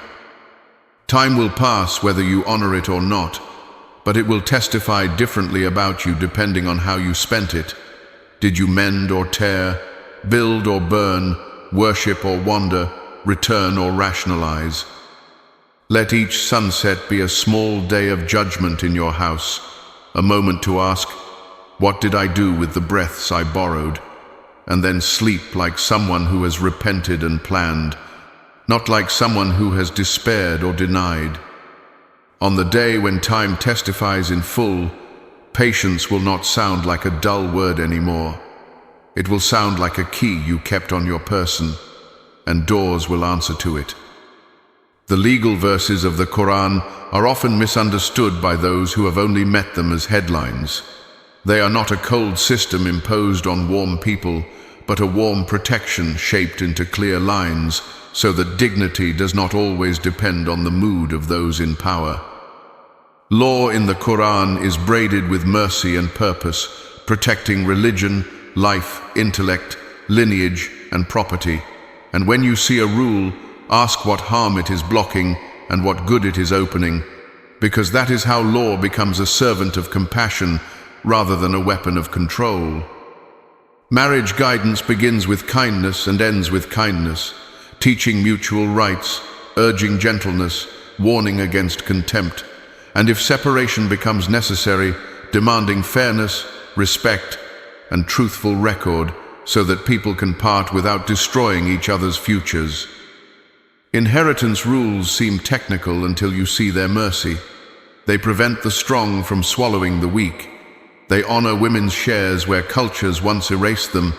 They recognize extended family that love sometimes forgets, and they convert a grief's chaos into a map that avoids battles later. Guardianship over orphans' wealth is treated as sacred. Do not approach it except in ways that protect and increase it for them, because the Qur'an places fire on the table of those who eat the property of the vulnerable. Testimony is regulated to protect truth from bias and forgetfulness, reminding you that even honest people misremember, and that systems should help honesty win by design, not by miracle. Commerce is fenced by prohibitions on riba, fraud, gambling, and ambiguity that breeds conflict, and it is watered by commands to write, witness, measure fairly, and fulfill trusts, because economies are healthiest when consciences are educated and rules are clear. Retribution is balanced by invitations to forgiveness, teaching that justice repairs order while mercy repairs hearts, and communities must learn when to apply which, so that neither cruelty nor naivety rules the day. The Qur'an's approach to public ethics consultation, keeping covenants even with opponents, honoring treaties until openly renounced, avoiding betrayal, and forbidding collective punishment, builds a society where strength is not license and weakness is not a sentence. Even the discipline of oaths is addressed so that speech regains weight and promises do not become decorations. Break an oath lawfully only with expiation and humility, because language without accountability is violence in slow motion. Modesty codes are not about shaming bodies, they are about shielding hearts and regulating the gaze so that desire serves marriage and community instead of burning them. Punishments, where they exist, function as deterrents, framed by conditions so careful that due process is not optional but integral. Scholars across centuries developed principles of evidence and doubt that tilt the system toward mercy without letting impunity breed more victims. Repentance is always open. Even those who fracture public order are invited back through sincerity and repair, because God loves returners, and a legal system without a theology of hope becomes a factory for criminals rather than a school for citizens. The verses also train personal lawfulness. Do not invade others' privacy. Ask permission before entering homes. Return greetings with better ones. Do not raise your voice above the prophets, or, by extension, above truth and wisdom in any age, and step aside for others in gatherings so that space is shared like water. The law teaches you how to be powerful safely and how to be vulnerable with protection, and both are needed because every human plays both roles across a life. Keep in mind that legal texts live in a tradition of scholars who read them with the Prophet's way as lens, and the Prophet's way is gentleness, gradualism, avoidance of hardship, and preference for ease where God has allowed it. When you seek a fatwa, seek it from people who fear God more than they fear your disappointment, who can say, "I do not know," who understand context without bending revelation to fashion, and who love mercy enough to keep you safe from both panic and permissiveness. If you lead a household, enforce rules with fairness, not fury, and let apologies be frequent from all sides. If you run a business, put compliance with divine ethics above clever loopholes. If you serve in public office, treat the treasury as a trust and the citizen as a bearer of rights before they are a source of taxes. If you are wronged, pursue remedy without hatred consuming your worship, and if you have wronged, confess and repair. Because the law is not just about winning, it is about healing. See how these legal fences guard gardens, the Qur'an grows marriage preserved, wealth circulated, orphans secured, speech dignified, neighbors honored, worship protected, and you will love the law rather than resent it. Remember that the Prophet's first community moved from persecution to power, and the law moved with them from surviving cruelty in Mecca to administering justice in Medina, and that arc explains why rules exist, to convert faith into a civilization of compassion where the weak can sleep. So let the law sit in your heart beside mercy, not across from it. And when you read a command, ask how obeying it will protect someone near you today. And when you read a prohibition, ask who it will keep safe from harm you might not even notice. And you will find that obedience stops feeling like restriction and starts feeling like participation in God's care for His creation. Creation in the Quran is not wallpaper behind your life. It is a living syllabus that teaches you how to think, feel, and walk. The sky stretched without visible pillars invites you to look up and remember scale, because small problems often grow monstrous when the ceiling of remembrance is low. Stars become not only navigation for caravans, but navigation for the heart. Tiny torches that remind you guidance is not always a floodlight. Sometimes it is a single point that keeps you oriented through darkness. Winds that push clouds are verses in motion, delivering rain by command, so that thirsting earth and thirsting souls receive mercy measured in drops rather than dumps, teaching that most lasting change arrives in steady kindness. Mountains nail the earth, and your conscience is asked to nail your choices so that values do not slide every time fashion trembles. Rivers carve valleys and patience carves habits, and both seem slow until one day you wake up and a canyon of character stands where impulsiveness used to live. Bees are mentioned not for sweetness alone, but for discipline. They travel, collect, return, share, and their miracle is a community with structure, a mercy that tastes like honey because everyone accepted their portion of duty. Dates and olives appear as signs that provision is both simple and sacred, and the way a stone splits to cradle a seed is the way hardship splits to cradle growth if you plant right acts in the crack. The alternation of night and day is a reminder that your heart needs both brightness and shade. The believer who refuses rest breaks the instrument of worship, and the one who rejects effort forgets that dawn asks for footsteps. Even your own body is a classroom where the Quran teaches heartbeat as dhikr, breath as patience training, hunger as humility tutor, sleep as surrender practice, and waking as resurrection rehearsal, so that the path to God is not only in mosques, but also in kitchens, streets, desks, and beds. When the Quran swears by figs, olives, time, the sun, the night, it is not idolizing nature, it is deputizing it, turning creation into witnesses that testify about the Creator's wisdom and your responsibilities within it. Corruption on land and sea is described as the work of human hands, and the sea foam on modern shores is not innocent of our decisions, which means stewardship is not a niche hobby, but an act of worship woven into daily choices, consumption, waste, gratitude, and care. The camel, the bird, the ant, the spider's house, each are used with precision to make moral argument visible. A camel's creation challenges the arrogant to admit craftsmanship. Bird's flight shows trust that is not laziness.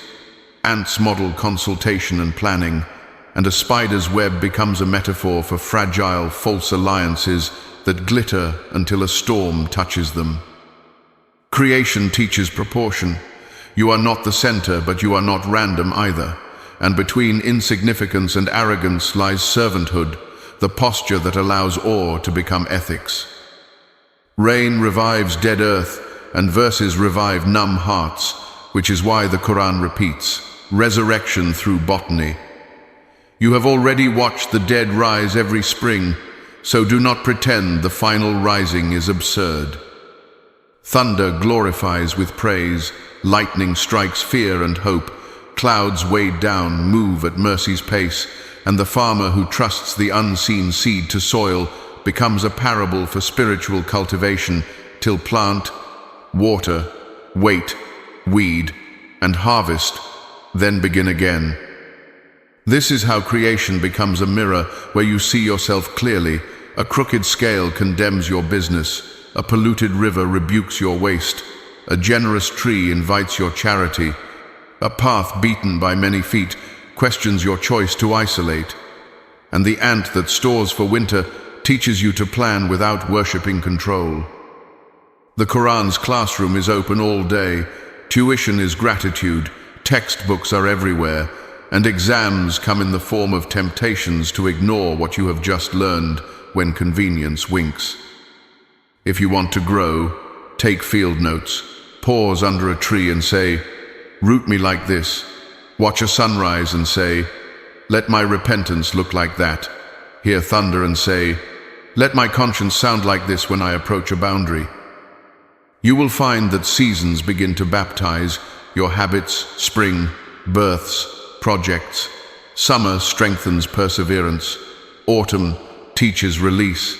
Winter deepens contemplation, and the one who wrote the world wrote your path through it if you keep reading. The companions of the cave are youth with backbones of faith, and their story is a map for anyone who discovers that truth has suddenly made old rooms too small. They did not hold a conference on courage. They walked, trusting that a small step toward God is a wide road under His guard, and the cave that looks like a dead end to fear became a sanctuary when prayer crossed its threshold. Their sleep lengthened into years none could count precisely, and the point is not to entertain the curious, but to educate the curd. Anxious time bends when God wishes, and preservation is not limited to locks and armies. When they woke, the coin in their hand betrayed history's passage, a reminder that your sincerity might carry you across years you cannot plan, and that God returns the faithful to the world at the moment. Their honesty will teach others what books cannot.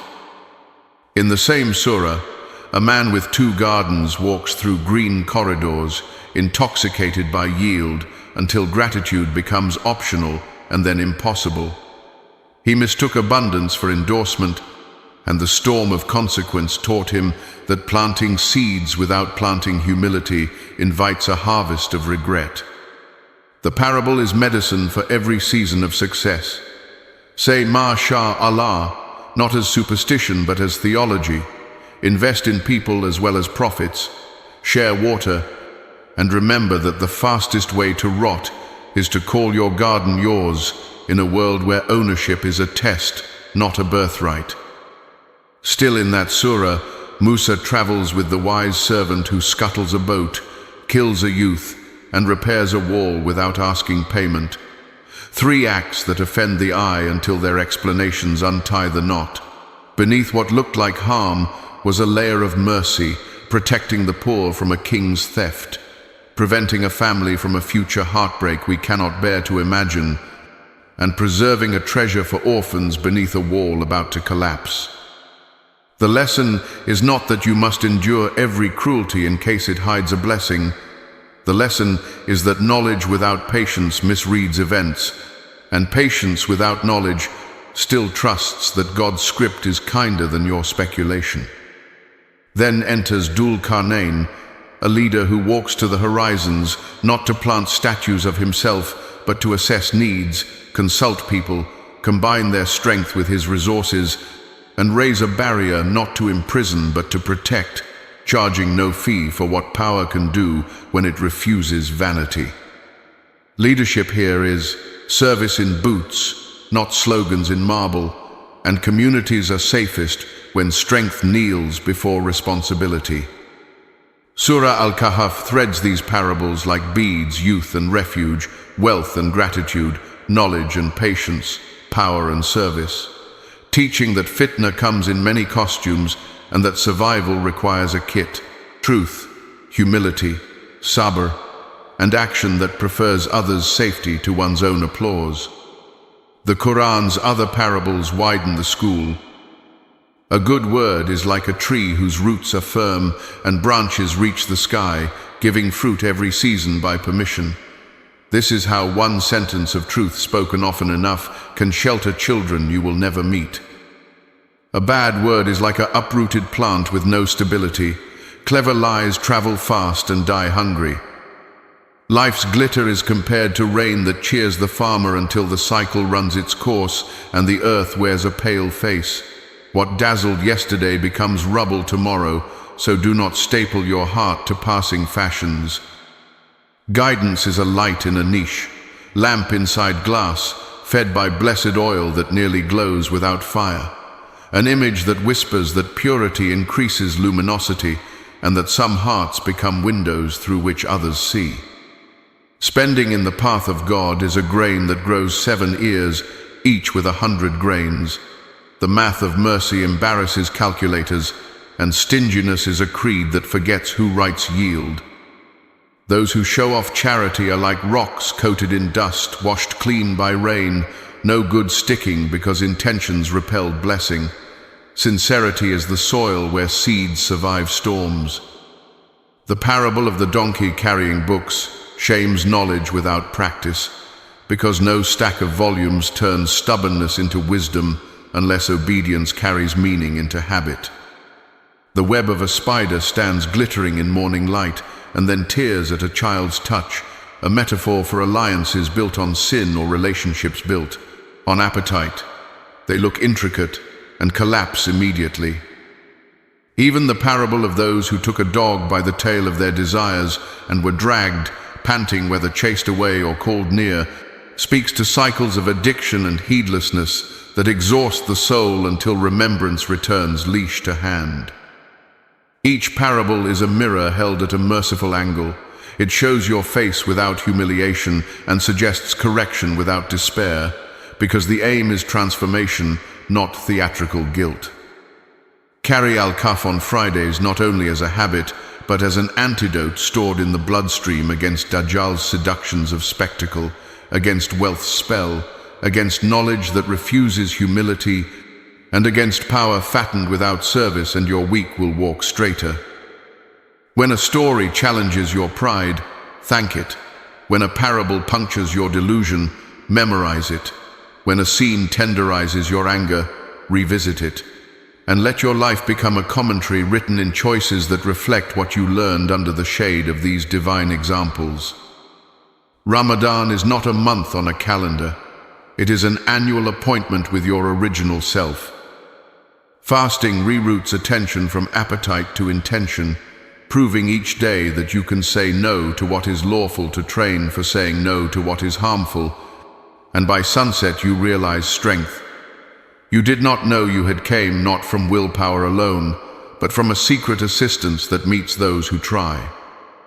The Qur'an was sent in this month, and the reunion between book and believer feels natural. Hunger quiets the noise. Thirst polishes listening.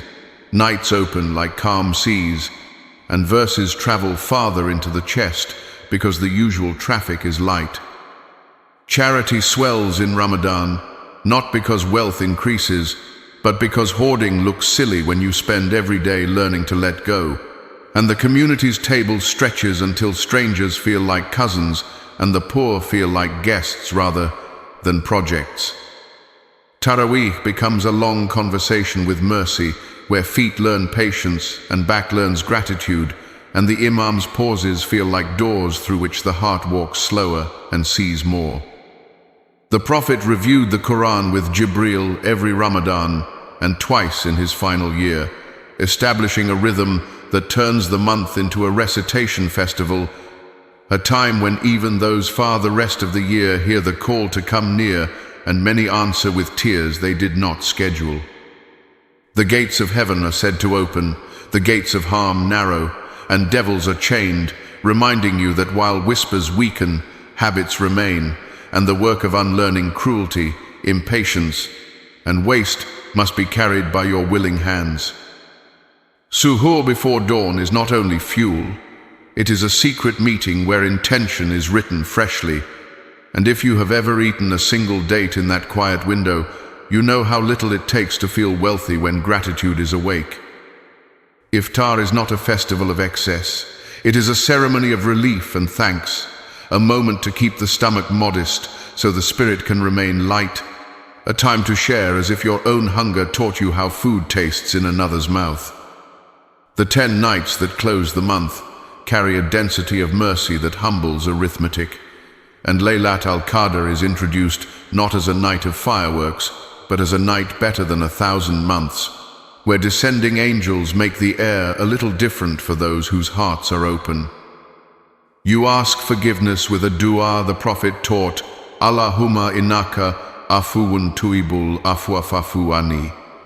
And you keep asking because you are learning that God loves to forgive more than you love to be forgiven. Qiyam in those nights is not an athletic contest.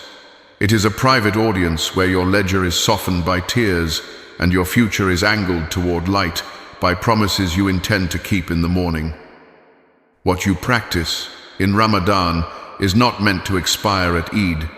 It is meant to leak forward lighter mornings with Qur'an, leaner meals with more gratitude, calmer tempers trained by daily hunger, and charity scheduled like a bill because love pays its dues on time. Zakat al-Fitr carries the spirit of repair.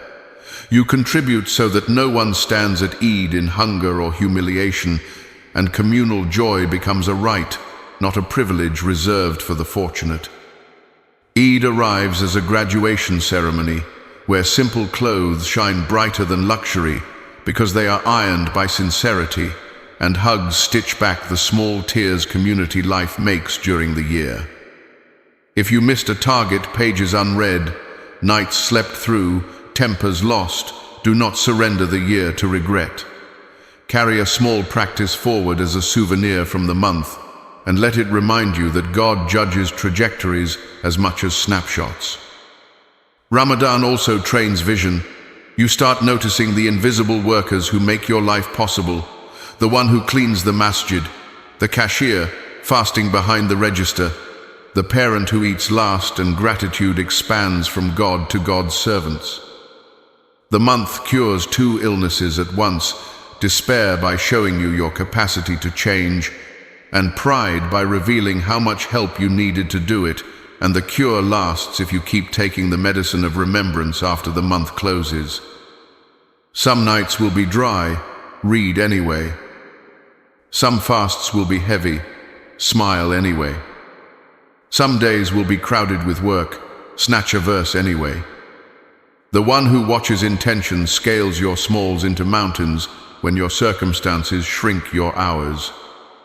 And when the crescent for Shawwal is seen, remember that the Lord of Ramadan is the Lord of all months. Do not put away your tenderness like seasonal decorations. Keep 6 simple fasts in Shawwal if you can, for the promise feels like mercy upon mercy, turning a month into a year's worth of reward, and the momentum helps your habits survive the calendar's turn. Every return to Ramadan will find a new you, and the book will meet that new you with verses that felt familiar and now feel fated, as if they were waiting to be heard by this version of your life. The night better than 1,000 months is not a lottery you win by accident. It is a door for anyone who knocks with sincerity, and even if you do not feel fireworks, trust that angels know how to write what your tears asked for. By the end, you will understand that the month was not a marathon you finished, but a mirror you faced, and the face that learned to love hunger for God will learn to love obedience after hunger fades. Carry that face gently into ordinary days, and let the light you met at night make decisions in daylight, and by next Ramadan you will not be starting over, you will be continuing a friendship that never stopped. A companionship with the Qur'an is not a hobby you pick up when life is quiet. It is a relationship that chooses you back, shaping the hours you cannot control and healing the hours you can. It begins simply with a decision that feels too small to matter, 1 page before the world wakes, 1 verse on a crowded bus, 1 whispered repetition before sleep, and then slowly, that decision gathers habits the way a snowflake gathers a hillside. You read and the page reads you. You come with questions, and the verse answers the question underneath the question. The Qur'an is not impatient with beginners and not impressed by veterans. It welcomes both by asking for sincerity, consistency, and a heart willing to be corrected. Translations usher meaning toward you like kind interpreters, but the Arabic Qur'an is the exact miracle, the very speech that moved the tongue of the Prophet. So, honor translations as bridges while you keep walking toward the original shore. Take a teacher, even if pride says you can manage alone. A mouth corrected is a heart protected, and there is a humility in letting someone shape your sounds that trains you to let God shape your choices. When energy is thin, listen with attention. When energy returns, recite with care. When comprehension opens, reflect with gratitude. When resolve arrives, obey with gentleness. Because companionship deepens when all your capacities take turns serving the same love.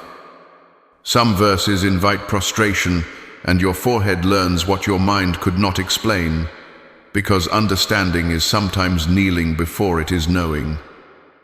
Some verses widen gratitude until yesterday's complaints look small and today's bread tastes like a miracle. Some verses carve out a space inside you where anger loses its throne and patience learns to sit comfortably. The Quran does not demand a dramatic personality change overnight. It teaches you to change your next sentence, your next decision, your next habit, and then lets time do what time does to seeds that are watered. If you stay long enough, you will discover the quiet science of companionship. Small, regular doses beat large, irregular feasts. Review keeps what zeal collects, and acting on a single teaching stabilizes 10 more. The book trains your calendar as much as your creed, a morning portion that clears the windshield of worry, an afternoon check-in that interrupts the momentum of heedlessness, an evening recitation that gathers the day back into purpose, and a before-sleep portion that hands your fears to a Lord who does not sleep.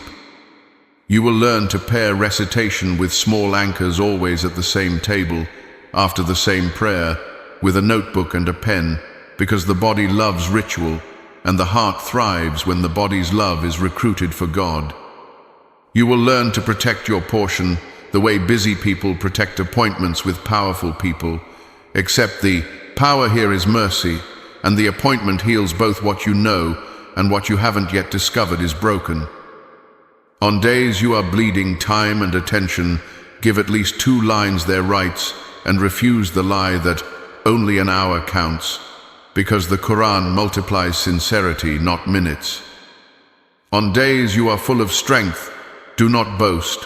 Let the extra be a secret between you and the one who wrote the ease into your hour. Carry a small selection of verses as you would carry keys, Ayat al-Kursi for courage, the closing of al-Baqarah for surrender with dignity, the Mu'awwidhat for refuge from harms visible and whispered, the opening of al-Fatiha whenever you need a straight path, carved through a crooked day, and watch how those keys fit locks you did not know you would face this week. Long companionship also means learning to live with questions. Scholars differed, with mercy, about which verse came last, and the lesson of that difference is not confusion but humility, certainty where God and His messenger made things certain, and gentleness where the map has soft edges. You practice that gentleness by refusing to turn the book into a hammer for your ego, by letting law be love organized rather than control disguised, and by remembering that the Sunnah is the lens through which the page comes into sharp relief. Over years, the Quran will begin to organize your insides. It will teach your hope to grow roots so it survives winter. It will teach your fear to find its proper size so it stops bullying your decisions. It will teach your love to serve duty so romance stops wasting your worship. It will teach your grief that tears can irrigate gratitude rather than drown it. And it will teach your anger that dignity is a better weapon than volume. You will notice how language begins to change. Exaggeration drains from your speech. Backbiting tastes bitter, promises weigh more, and silence learns to work as a craftsman rather than as an escape artist. You will notice how choices simplify. Some doors close because they do not fit your prayers anymore. Some friendships deepen because truth has become a shared language, and some ambitions redirect because the book introduced you to a more generous definition of success. You will nearly forget to measure your worth by the speed of your promotions, and remember to measure it by the steadiness of your obedience. None of this is dramatic on a single Tuesday, but across a year your friends will say, "You are calmer," and your enemies will admit you are less corruptible. The Quran's companionship is not a performance, it is a patient renovation. The walls of ego get new windows of humility. The floors of habit get new planks of prayer. The roof of perspective stops leaking panic every time a storm arrives. And the front door, which used to open to every impulse that knocked loudly, begins to require identification. There will be seasons of dryness. You will sit with a page and feel like nothing enters. Do not conclude that love has died. Conclude that your Lord is training you to love Him even without constant fireworks. Continue with smaller bites. Protect the adab, cleanliness, presence, refuge-seeking, basmalah, and carry at least one instruction into the day so that obedience keeps the artery open when emotion is low. There will be seasons of flood. Meanings will arrive too fast for your pen. Pray that gratitude protects you from pride, and convert the overflow into service. Teach a child a verse. Send a reminder without performance. Increase your charity quietly, so the flood irrigates others rather than eroding your sincerity. There will be seasons of conflict when opinions roar and your timeline weaponizes verses. Make your Quranic companionship visible by restraint, verification, returning difficult questions to people of knowledge, and refusing to win debates at the cost of losing manners. There will be seasons of grief when words feel heavy in the mouth. Let listening carry you, let tears count as dhikr, and let a single "Our Lord have mercy" be your entire recitation for a night, because the one you are speaking to measures weight differently than people do. A lifelong companionship also includes letting the Quran manage your relationships. It trains how you love your parents, kind words, patience with their repetitions, warmth even when correction is needed, prayer for them in their absence, because honoring those who carried you is a way of honoring the one who carried them. It trains how you treat your spouse, mercy in private, justice in public, gratitude spoken before criticism, apology made quickly, boundaries kept with dignity, and how you raise children, stories over threats, routines over lectures, model over slogan, because family is often where character either proves itself or pretends. It trains how you meet the vulnerable, the orphan, the migrant, the prisoner, the neighbor who is unseen, so that your worship is not confined to carpets. Your street becomes part of your prayer mat. It trains how you disagree, no mockery, no suspicion unfounded, no backbiting disguised as concern, truth spoken better than the insult you received, and a readiness to reconcile when principle permits, because the page refuses to let your ego rename cruelty as courage. It trains your money to worship lawful earning, prompt payment, written agreements, avoidance of interest, generosity that follows plan, not mood, so that your ledger on earth becomes light in your ledger in heaven.